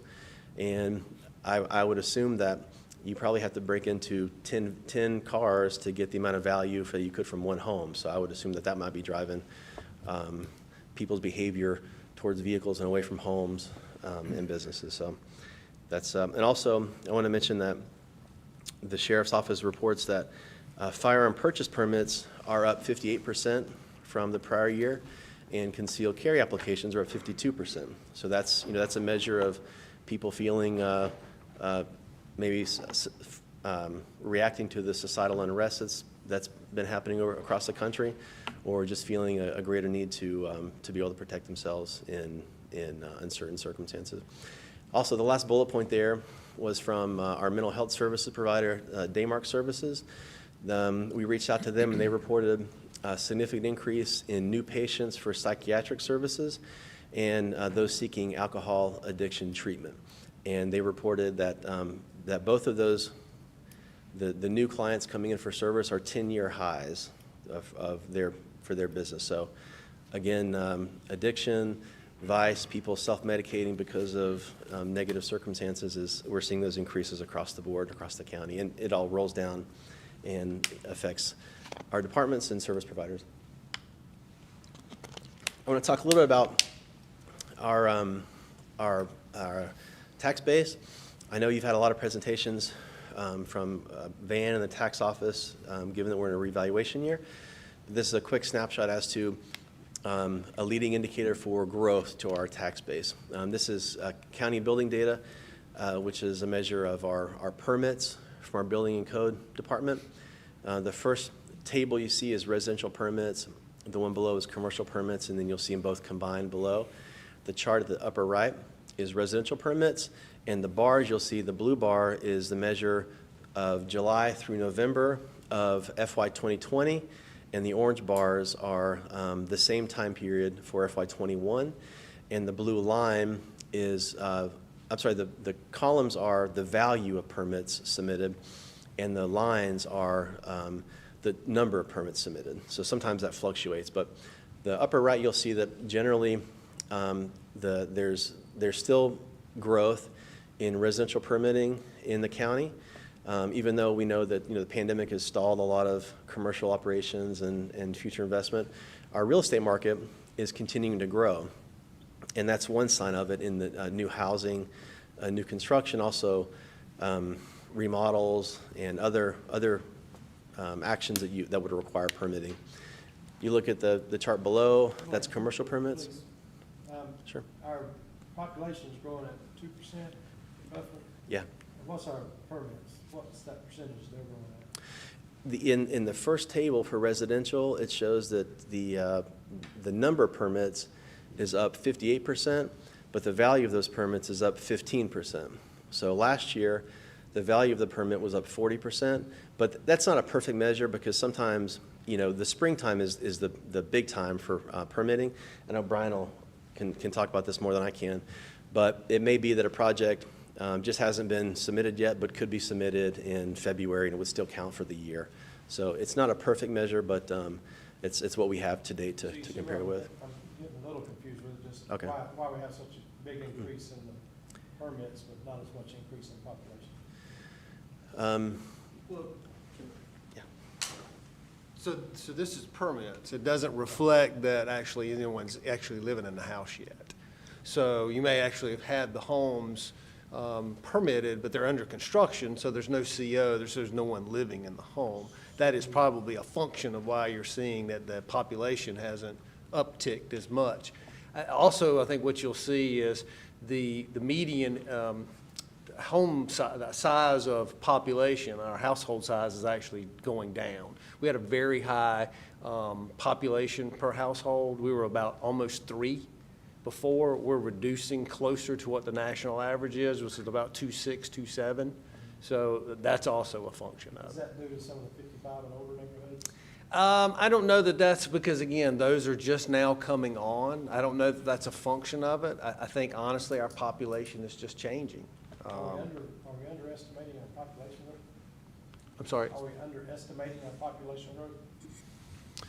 No, sir, I don't think we are. I mean, I think we are running about 2%, and that is actually good, steady growth. Honestly, we were in the 4, 5, 6% growth range. That was really excessive, so I don't think we're underestimating it.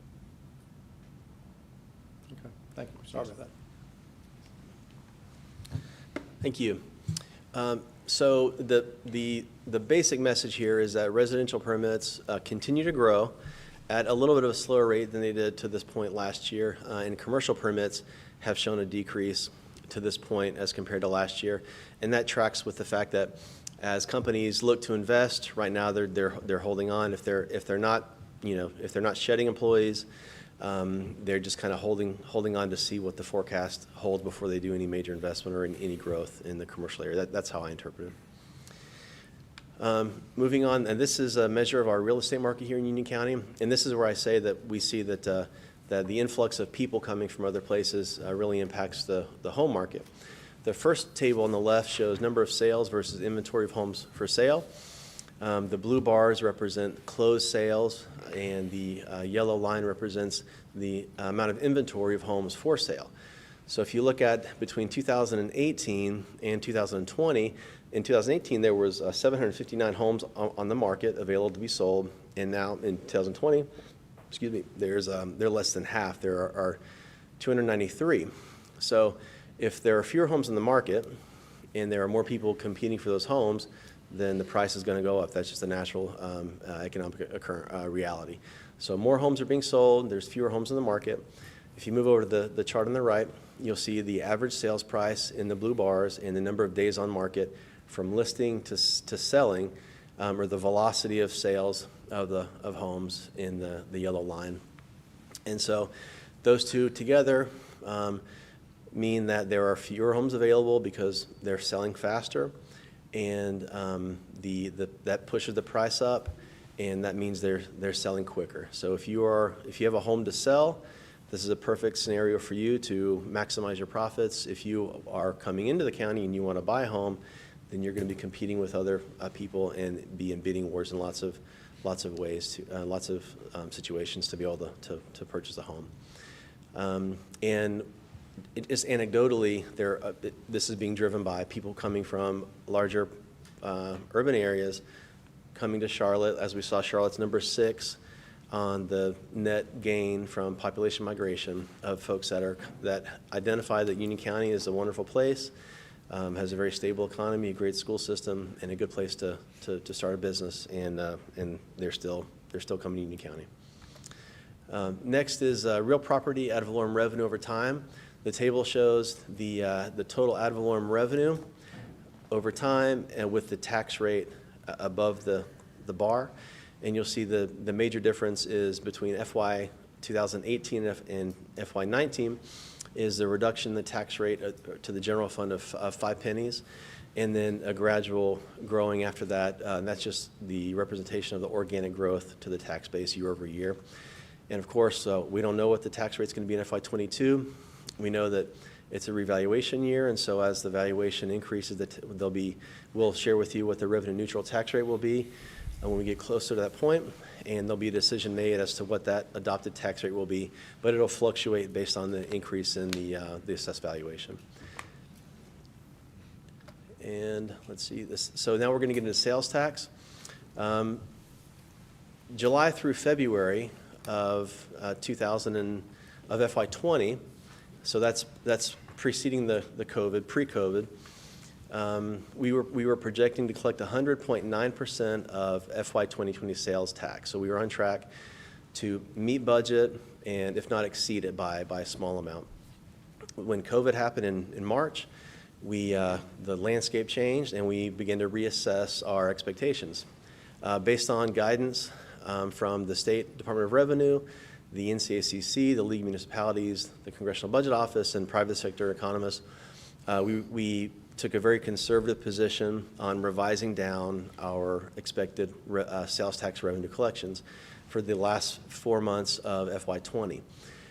In doing that, we expected to not collect $3.4 million in sales tax that we had previously expected to collect. We didn't amend the budget down. We just said we think that we're going to have a lower actual amount of collections for sales tax.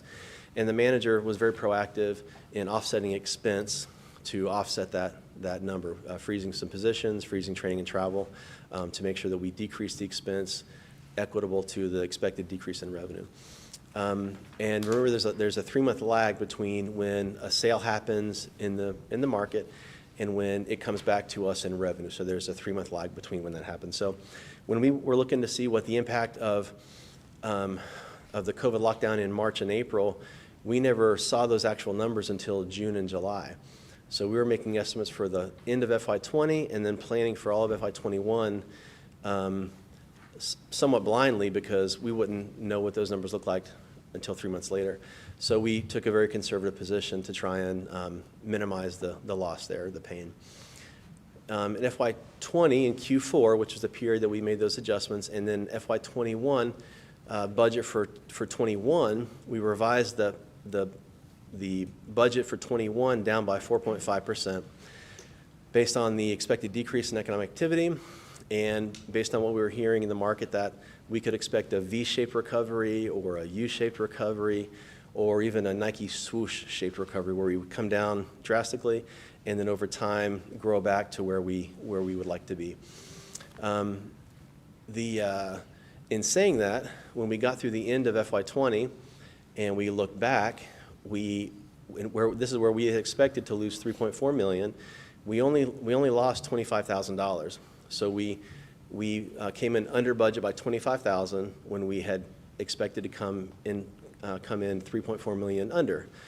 And that's because we, as a county, consistently outperform state averages in most indicators and national averages as well. Our county economic base is very stable, based in industry, agriculture, and business. We're not highly focused on tourism, on hospitality. We're not a beach community. We're not, an apple picking community like Hendersonville or a mountain community like Buncombe County. We're very, very stable, which is wonderful. And this year, in FY21, our actual collections through December 1, we have 3 months of data so far. We have July, August, and September. Through September, we've collected about 22% above what we would have budgeted to do. So we're well ahead of budget at this point to the year. Now, there's a lot of uncertainties floating around between now and June of this year. There's a lot of things that will impact that and could change that. This slide gives you a visual representation. At the top here, you see the expected collections for the last few months of FY20.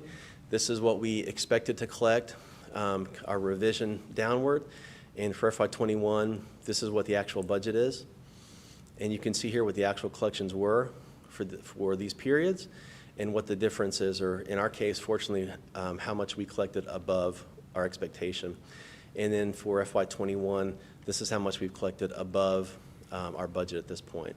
Now, in planning for this scenario, we took like I said, a conservative measure, and we compared each month to the same month of the prior year.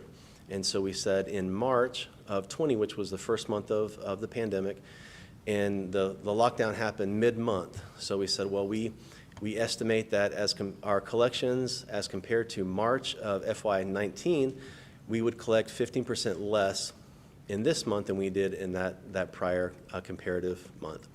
And in April, since that was a full month of lockdown, we would expect that our collections would be 25% less than they were in April of the year before, and so on and so forth.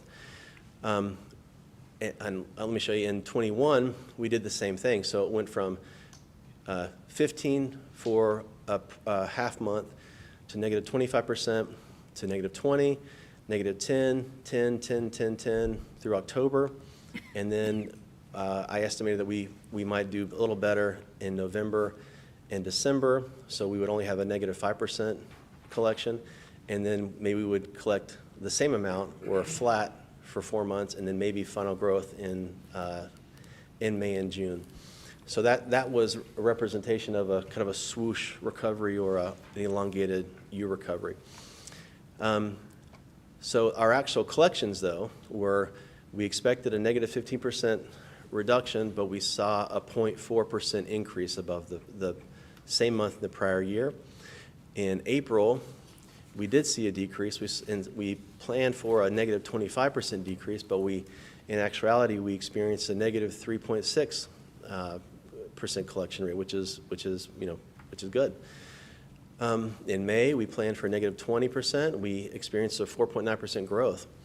In June, we planned for a negative 10% decrease, and we had a 27% increase. So that's illustrated here. These were actual collections. The gold line, the blue line were the expected collections here, and then the budgeted collections in FY21. So the area above the blue line and below the gold line would represent the amount that we over-collected the expected amounts for sales tax. Now, this line here would have resulted in a $3.4 million loss, because that's what our revised projection was. Fortunately, we didn't experience that. and this gold line represents only a $25,000 loss. So going forward, if we in the year with a collection above budget, that would mean that we would overcollect our budget, and it would be a net surplus to the budget. Now, like I said, there's a lot that's going to happen between September sales and the end of the year. A lot of those are COVID related. Will there be more lockdowns? Will the vaccine allow us to open the economy fully? Will there be what will the results of the final results of the presidential election be? Will that bring change to the markets? A lot goes into that. That number could change quickly and could decrease. And for every month, every period that it comes in below this line would eat away at that increased amount now. So just keep that in mind as we look at this, that as of now, we're looking good, and we're optimistic that we can continue to at least meet budget, if not exceed it. But that could change very quickly based on the economic uncertainty that exists right now. This is a representation of the same information that you just saw, that just shows the blue bar shows what we expected to happen, and the gold bar shows what actually happened as far as collection rates. So you can see that we planned for a negative, a swoosh or a hockey stick shaped elongated recovery, and fortunately we've collected above budget through the most recent period, which is September, and that is represented by that kind of gradual increase. And really what we've seen is kind of the inverse of that, where we've increased in the early period, and maybe we'll taper out towards the end, where we're not quite sure. This is just a representation of sales tax over time. I wanted to take you back and show you what happened during the Great Recession of 2008, 9, 10, 11. So in the first year, we lost 16% of sales tax here.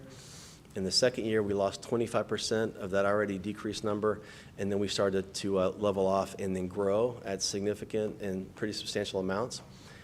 This represents FY20, and this is the 4.5% reduction of the budget for FY21 that we may exceed, which would mean that we would have a higher actual number here, and would be a higher baseline to then project forward to FY22, which is what we're in the process of doing now. So if we continue to see trends that we're over collecting on our sales tax, that would be, I think, would be reason to consider a higher than normal growth rate for sales tax going into FY22, because it would mean that our conservative estimate may have been too conservative, and we really can bump it up 7%, 8% based on where we actually end up, or where we project to end up in FY21. So that may be something we'll come back to you and discuss at a later point. We're not asking you to take any action at this time to recognize additional revenue or anything like that. We just want to update you. We'll know more as the year progresses. I would expect that during the budget process, we'll do another update during ending the third quarter to let you know where we are. But there are positive economic indicators, such as the unemployment rate is decreasing, the Dow Jones has recovered, the Federal Reserve Bank is projecting positive GDP growth, and as a county, we're in a good position. Our county manager was very proactive in taking steps to make sure that we're in a strong position during the last budget year, and I'm sure that'll be a focus of next year also. Again, uncertainty around the stimulus, the COVID, the vaccine, the election. We'll see how that plays out, and we'll provide more information later in the year. Generally, I feel like it's likely there'll be strong growth in FY22 over FY21 because we were so conservative in our revenue estimation, specifically around sales tax. So I think that was a good way to go. For revenue, these are the initial revenue assumptions for our FY22 budget year. This is what we're basing our initial projections off of to begin the budget process. Our start point for ad valorem growth is 2.9%, which is a little lower than previous years, but we want to, again, take a conservative approach. Our sales tax, I mentioned I have in here to begin with a 7% growth, and that's coming off of a low baseline for FY21 that I think we're gonna exceed. So I feel good about having a bit of a higher number here. Intergovernmental revenues, this is our Medicaid cost settlement. We've seen strong growth there over the past few years. An area where there's been some downfall also is non-enterprise charges for service. This is mostly where revenue comes in for Park and Rec and libraries, and that's where Park and Rec has their revenue for Cane Creek camping reservations and things. And we know that revenue dropped off significantly during COVID, and it's still rather low. In libraries, their late fees and other programmatic items they have. If it were just park and libraries, it would be down like 15 or 20%, but building permits is in the same category, and so since they're doing well, it offsets to a minor decrease of 1.5%. Interfund transfers, this was a revenue we had in 21 from the school system, a payback for a capital project. That won't be there in 22, so that's a pretty big hit. And then investment revenue, we're keeping it flat at the FY20 amount, which I think was also the FY19 level. Fortunately, we've over-collected that in the past few years, but given the uncertainty, we're just going to leave it flat, and hopefully we can meet that budget, if not over-collect a little bit. And then fund balance appropriation, we don't have any budget in to budget fund balance to offset operational expenses. The fund balance is budgeted equal to the amount of the economic development grants, just to offset those, because sometimes those grant recipients don't meet all their thresholds to receive their payback, and so we use fund balance to offset that if in the event that we need to pay it. Expense assumptions, we have a 3% merit budgeted for employees, which is $2.4 million. I mentioned before the manager as a budget balancing tactic for FY21 froze vacant positions for the first 6 months, which actually expires here in a few days, and that'll be added back into FY22 to annualize those positions and salary and benefits. That'll be an addition of $1.1 million to the budget. And then there's a market study for our pay plan that HR is doing now that we don't have numbers yet, but just a plug number, just to have it in there, is $350,000. But I'm sure it'll fluctuate. That's just an initial guess that I have. I have health and dental budget in at 7% over prior year. OPEB, Is that a large increase, which one? 7% in the insurance fund? Not want to take into consideration the number of retirees that we have on the program, they use the retiree expense usually is double what you have on there. What is Greater that? number of employees, and then that 7% also is just not inflationary. It accounts for additional employees that are on, and their families that are on the plan this year that were on the plan last year. What's that been in the past? It fluctuates anywhere from 5 to 10%. So this is basically split in the middle, but again, that is not just an inflationary number. In that area, in the past few years, we've had to use fund balance to we've had to recognize additional fund balance from that fund to make sure there's enough budget to get through the year. So we didn't initially budget enough going into the year in trying to minimize that growth. So we have it at 7. Hopefully that'll be sufficient where we won't have to use fund balance to go back and meet those obligations for FY 2022. Operating expense, there's a 3.6% growth factor in there now. That's not for any departmental growth to operational expenses. That's almost 100% dedicated to the required cost for the new facilities that are coming online in FY22. So that amount it's estimated to be $1.2 million just to open the doors of the new facilities that we have coming online. So every time we approve a capital project or a building that maybe we issue bonds for, maybe we use PAYGO, maybe we do something else, but we're very cognizant of what's the impact to debt service going to be, what's the impact to the tax rate and the debt fund going to be, but we sometimes lose sight of, hey, 3 years down the road, there's going to be a big hit because we have to pay lights, we have to add staff, we have to do other things to open those doors. And this is one where that's coming due on us in 22, and so I'll keep that up. I'll highlight that for you so we don't lose sight of it. And then going forward, when we talk about new buildings, facilities, we'll be sure to tie those operational expenses with those buildings when they're expected to come online. So we keep that in mind too. But the budget instruction for departments is that they should submit a flat budget operationally, and then we'll talk about that in just a second. I'll be done in just a minute. We have for PAYGO, which goes to our capital, that's flat. We have capital outlay flat for vehicles, equipments, and furniture. The start point would be to keep those flat for departments.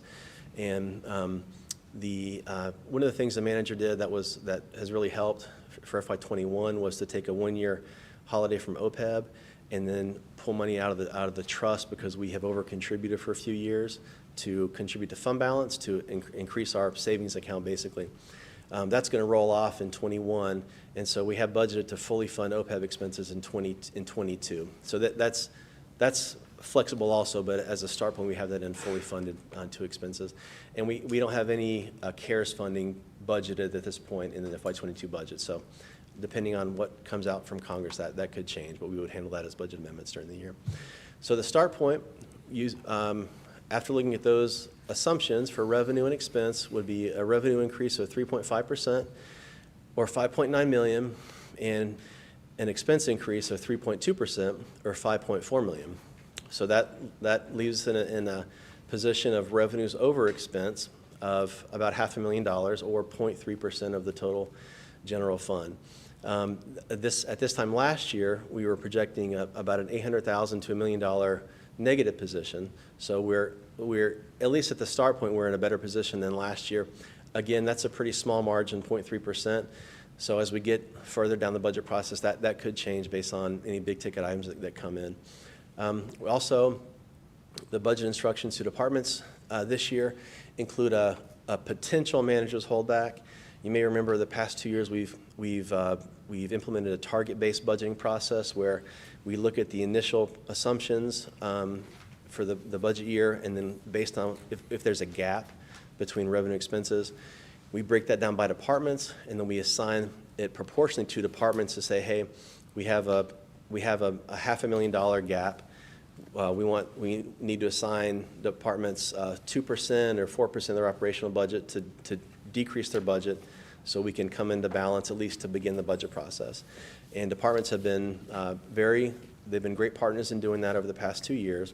And this year, because we're starting the year seemingly in a better position, we're not going to require an immediate reduction of their operating budget, where we've asked them to identify how they would achieve a 3% operational decrease in their budgets if it becomes necessary later on during the budget process, if there is a significant budgetary event based on the pandemic, based on the election, based on whatever is happening. It won't be implemented in their budgets to begin with. They'll submit it, we'll hold on to it. If we get into March and April and the situation is deteriorated, it just gives the manager another tool in his toolbox to look to make adjustments to balance the budget if needed. Hopefully, we won't need to do that, because it would be nice to give the departments a bit of a reprieve this year, since they have gone through 2 years of reduction, but we'll see how that shakes out. But those two numbers combined would give the manager presumably a starting point for enhancement requests of about $1 million. And built in here, there's a lot of decisions the manager can make and you as a board can make to make that number get larger or smaller based on priorities as we go through the budget process. This is just more information for departments about their 3% potential manager's holdback, of how they would navigate that, and then submit that to the budget office. And the manager at some point would be able to consider that for reduction. Again, hopefully only in the event of a significant budgetary event. This is our budget calendar for our budget process. I wanted to share that with you. We had a budget kickoff with departments on December 4th. They received all the information they need for the budget process. Have access to our new budget system, and they're adjusting their budget numbers now. And their piece will be due on February 1st. Then we'll go in and we'll review it, make any adjustments, any corrections, and then present reports to the manager to begin his portion of the budget process.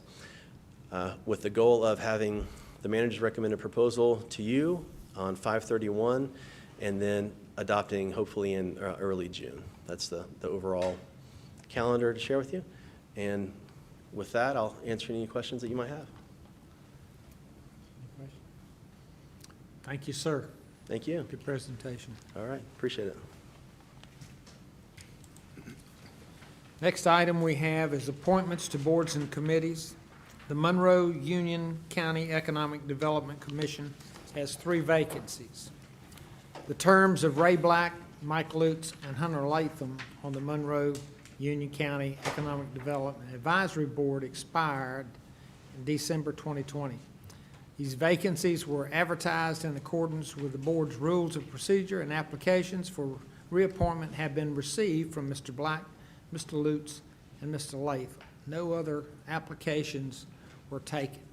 I'd like to go ahead and address this one before we go into the next one. It's a little more complicated. I'd make a motion that we accept Mr. Black, Mr. Lutz, and Mr. Latham's applications for reappointment to the Monroe Union County Economic Development Advisory Board. Any discussion?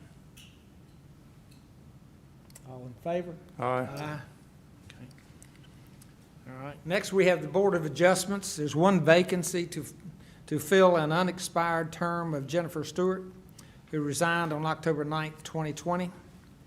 Term expires April 19th of 2021. This vacancy was advertised in accordance with the board's rules of procedures. Lawrence Britt and Christopher Edwards currently serve as alternate members on the board. Both Mr. Britt and Mr. Edwards submitted their applications to move from an alternate member to a regular member vacancy. An application was also received from Francis Ward, who serves on the Home and Community Care Block Grant Committee. The appointment can be for the remainder of the expired term plus an additional 3-year term. The board chooses to appoint either Mr. Britt or Mr. Edwards to fill the vacancy on the regular member. It will leave an unexpired of an alternate member to be filled. I have a recommendation on these.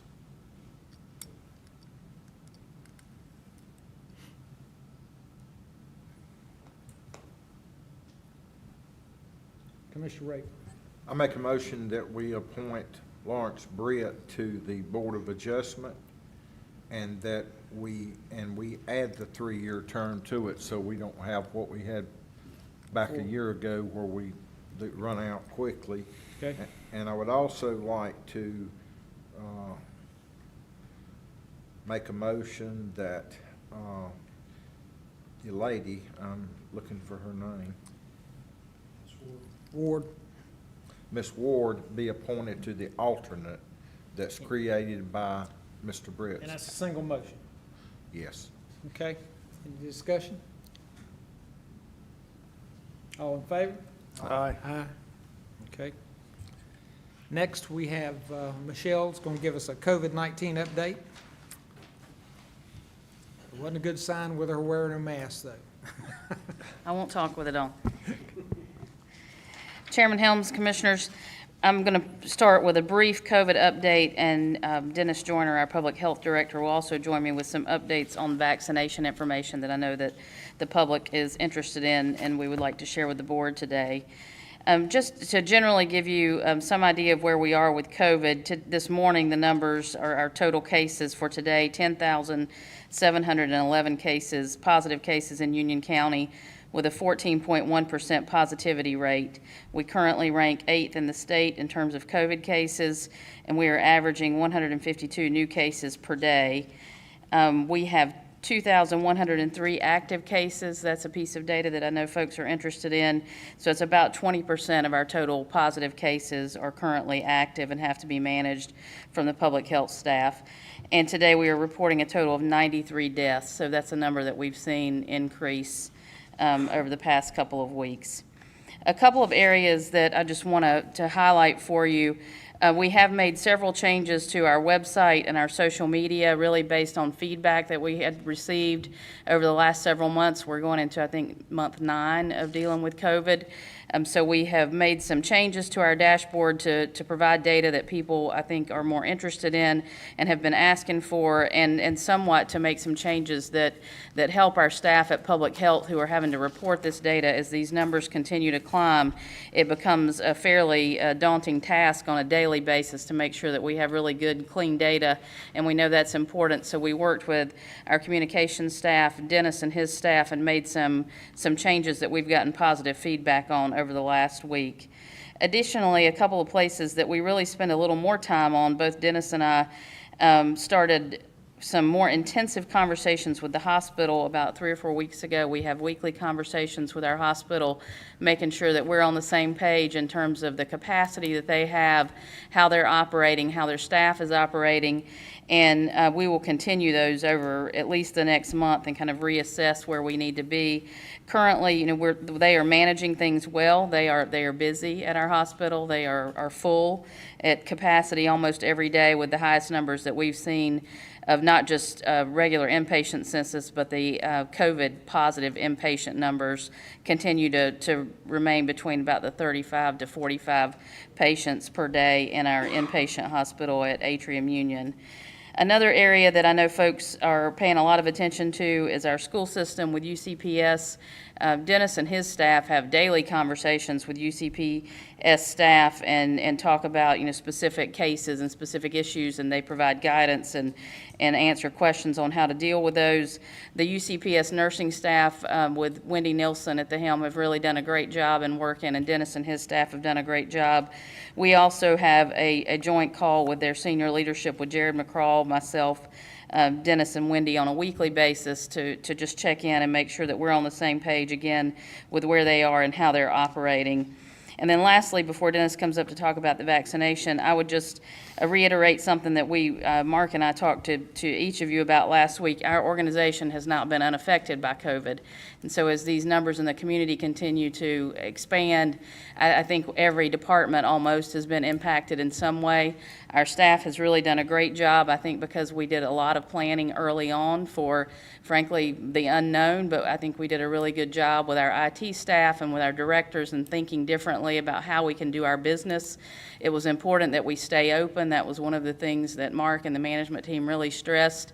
We had a brief period where we weren't open to the public, but we knew it was important to be open to the public, and how can we maintain that and also limit exposure for our staff, because we don't want to impact them, their families, and their lives any more than necessary. And so we have really gotten creative in thinking about how we either work from home more or how we're rotating staff, and we're continuing to manage through that, and we'll continue to revisit that after the first of the year and see how our numbers look and how we feel about how we're operating, and see if we need to make any changes at that point.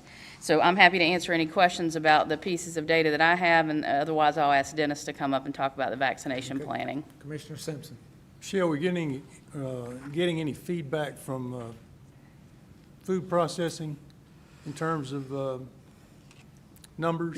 We have a couple of outbreaks, I think, still at food processing plants, but those have been fairly stable at this point. They, I think, have reacted well, been open to any feedback, and have worked well, but we have had a couple of outbreaks, but nothing that is alarming at this point. Okay, thank you. Any other questions? Thank you, Michelle. Okay, Appreciate you're welcome. Thank you. Thank you, Michelle, and thank you, commissioners, for a moment to share with you some good news on the new phase of this sort of nightmare, if you really want to look at it, since we've been at this for last year this time. We still weren't totally sure what COVID-19 really even was, and so it's amazing what a year has been. And I want to, first of all, say thank you to the county and the administration for the support and the efforts that's gone on to help us get through this. It's been extremely challenging, as you could imagine, and as Michelle has shared, it's the numbers have been continuing to increase, and so it continues to be a huge struggle for us in terms of keeping up. But I'm pleased to tell you that we're going into the vaccination phase, which is a positive thing. There's been 2 vaccines that have been approved, as many of you have heard from the news reports here recently, the Pfizer vaccine and the recently approved Moderna vaccine. Both of those are now available, and we have been participating and working with the state on the state's rollout of a vaccination plan and process, which is going to be a rather meticulous sort of process and rollout that I will share with you here in a moment. To just jump straight to the good news, we actually are anticipating receiving 800 initial doses tomorrow for vaccine from Moderna. That will be, and we will kickstart our first phase of vaccinations. The Moderna vaccine is intended for persons 18 years of age. It's a 2-shot dose, separated 28 days apart. Unlike the Pfizer vaccine, it does not require ultra cold storage, which makes it a little more convenient for us to be able to manage. You can use regular refrigeration and regular freezers for managing that through our pharmacy at the health department. So that's a good thing. Pfizer is going to be available primarily for hospital settings and for healthcare workers in those settings because they're a little more equipped and adaptable in maintaining that the Pfizer vaccine. There are going to be a few health departments across North Carolina that's going to be receiving the Pfizer vaccine, and actually I heard this morning that 2 of them have received theirs today. So this is the initial phase that we're going through, and North Carolina has a phased approach, and the initial phase 1, which we're going into right now, is going to address healthcare workers who are in high-risk settings, and that's primarily those folks who are at risk for COVID-19 exposures. These are folks who are working in hospitals, working on COVID units, folks who are cleaning rooms, working in different specialty clinics that's providing services to COVID patients, or folks who may be likely to be at risk for COVID. So the hospitals are going to be a big driver initially with vaccinating their teammates in the hospital setting. From a public health standpoint, our initial vaccine is going to be going for our strike team, essentially. We've got predominantly our clinical staff who's going to be getting vaccinated, and because they're going to be then in turn doing a lot of the vaccinations further down the road as the different phases transpire. So we'll be doing that. Our goal is, if we're able to get all of the information from the state that we need to have a standing order developed, which we need some a template essentially that we're waiting on from the state. Assuming we get that, we're hoping to actually vaccinate our teammates in the health department initially on Wednesday. So that's exciting time for us in the public health world to see this rolling out. Yes, sir. Is there any plan for teachers so we can get our schools back open? Yes, teachers are in a later phase. They're actually in the, I think they're in phase 2, which is going to be, probably my guess is it's hard to know what the sequence of timeline is because it's all dependent upon the supply of the vaccine, how quickly they are able to get that out and what supplies. But yes, they're on the list. They're just not in the initial first tiers. They're not going to mandate that, are they? No. So like a 24, 25-year-old teacher No. may not want the vaccine, they're not? No, it's not mandated, and it's and even for public health, we're encouraging it. We recognize that there's anxiety that people have. It was a very quickly developed vaccine. We feel strongly, in looking at a lot of the data that's available, that it's a safe vaccine.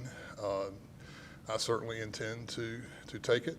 I think it is something that will help us get through this, and so I'm obviously going to be encouraging it, but I also recognize and are sensitive to the fact that some folks have differing views and may want to wait, but, and so we're not mandating it in that sense. But hopefully, as we've seen the increasing effectiveness percentages that have come out, we're hearing more and more interest in folks who said, you know, I really think that I am going to, I was on the fence, now I'm not on the fence. So I think you'll see an increased number of folks start to participate. Dennis, can you explain the expectations after you have the vaccine, its effectiveness? You can't be infected, or you can, or, you know, if people think they get vaccinated, they don't have to worry about it anymore. Right. That's Yeah. what I'm trying to understand. Yeah, it's, and one of the things to keep in mind is that the data is still, we're still learning about this. One of the things that, for example, one of the questions that everyone asks is how long does the vaccine actually protect you or provide some benefit for you? Well, they just rolled this out so quickly. They tested it for 2 to 3 months. So really they only have about 90 days that they're able to say, we know it protects for this period of time. We're going to be measuring and monitoring that over the course of the coming months. And we'll, as the researchers are monitoring and measuring that effectiveness, they'll be able to say, yes, it's protective for a year, or it's protective for, you know, you're going to need a booster, much like we do with flu. We'll be able to determine that, but we're not there in terms of the time that's transpired in terms of the study. As it relates to your question about the protection, in both of the Moderna and Pfizer vaccine, the efficacy is above 94 to 95%, and that's in the range. And what that really is saying is that it protects folks from getting severe illness, and it's been very effective in doing that. Now, one of the things that they're still determining, and it was not part of some of the initial study, was determining whether or not you could still transmit. For example, if I got an infection, could I transmit the virus to others? That's another thing that they're going to be continuing to gather that information on. But it was effective in preventing severe illness from the virus, which is exciting information.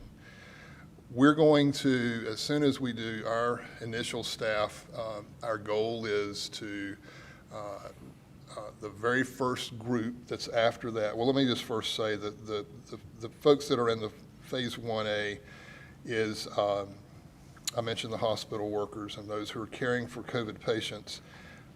It also is for long-term care facilities and the residents and staff in long-term care. And that is actually going to be done through a partnership with a federal partnership in vaccinating those settings through Walgreens and CVS, who has a partnership. It's a federal effort. And the vast majority of long-term care facilities in Union County that we have been in touch with are going to be participating in that program. So that's exciting news that they're going to be a part of that. The other good thing about that is it allows them to get that, they're able to handle that. We're going to need to leverage other players giving vaccine over time, because we can't obviously do it all for our community. So that's a very positive thing for the long-term care community. The other key important group that we're going to be vaccinating initially is first responders. So one of the, it could be as early as next week, depending on all of the information that we get to be able to roll this out. We've had communication with the first responders, and we look to be scheduling them as the first group that we'll be going to right after we do our clinical staff. So that's exciting information. As we get more vaccine over time, we'll then be hinging a lot on what the state says. They're essentially going to tell us when we go to Plan 1B. So it's going to, when I said it's going to be a very methodical kind of process, that's what I meant. They're basically telling us, because they're wanting to make sure that they're getting that initial supply of vaccine to some of the highest risk individuals across our state. So it's going to roll out. It's not going to be available for everyone right now. It's going to be a little bit of still some waiting, but we are excited, and we'll be communicating that, working with communications to make folks aware in the community when the different phases roll out and where vaccine can be obtained as that transpires. Okay. Okay. Any questions? Thank you very much. I appreciate it. Appreciate it. That takes us to our county manager's comments. Thank you, Mr. Chairman. I think everyone will agree. I will not be sad to see 2020 leave, and I hope the best for 2021, as this is our last meeting of 2020. A couple of things that, given this time of year, that I just would like to bring to your attention and to the mind of our general public that may be watching or listening to this meeting. Every Christmas Eve and every Christmas Day across this county, we have emergency service workers that are on duty away from their families, that are there protecting us, making sure that those services are available to us if we have a need. And I think it's fitting that we take time to remember them and reach out to them and tell them how much we appreciate all that they do, especially on these 2 days of the year. I would include in that category our emergency communication employees that are on the job 24/7, 365 days of the year, that make sure that every call for assistance and help in this county gets answered, and it gets answered in a very quick, timely fashion, and then that information gets passed on to the appropriate agency. It would include our fire departments, our municipal fire departments, and our volunteer fire departments. It would include our emergency medical service personnel. And it would include our law enforcement, our own sheriff's deputies that are on patrol, but also our municipal police officers that are also on patrol. All these individuals have a heart for public service, for protecting and making sure that we have access to the assistance we need when we need it. And I just want to personally tell them right now how much I appreciate them, especially being away from their family to protect my family on Christmas Eve and Christmas Day.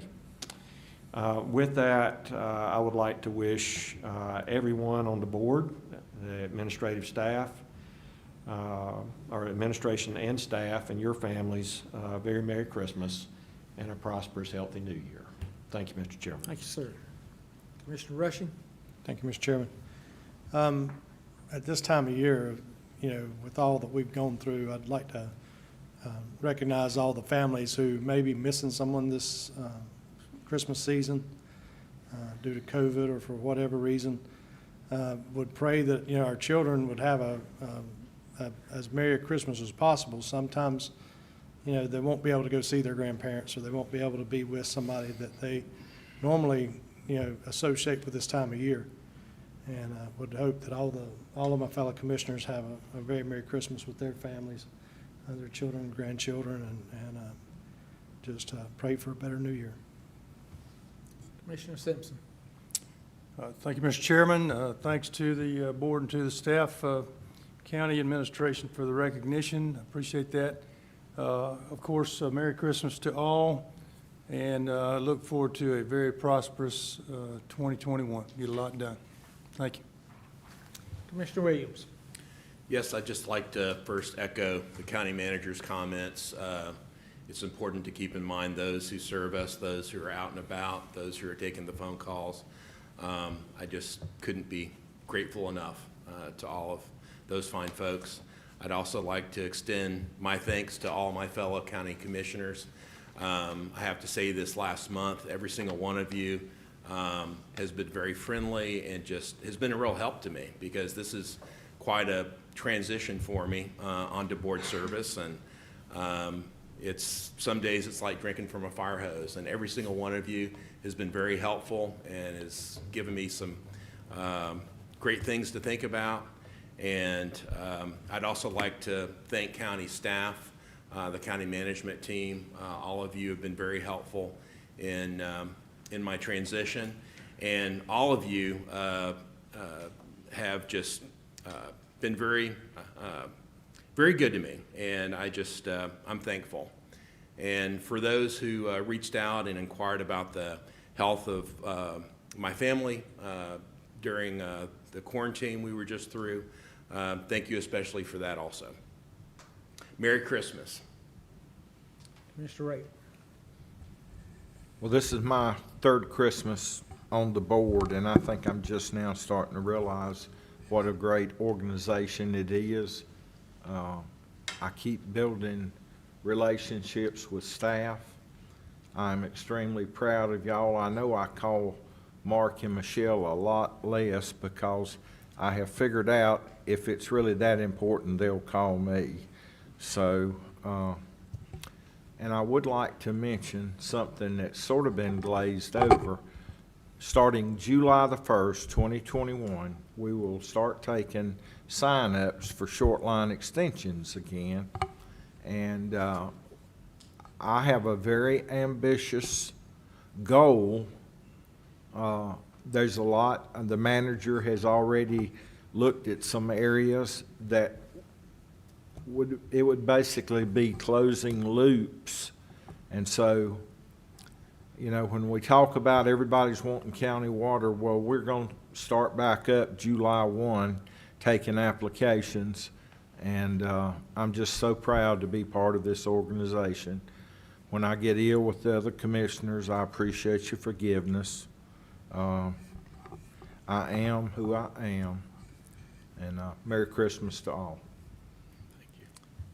I'd like to echo what the manager had to say. Our emergency responders, it's not just Christmas, it's like I said, every day of the year.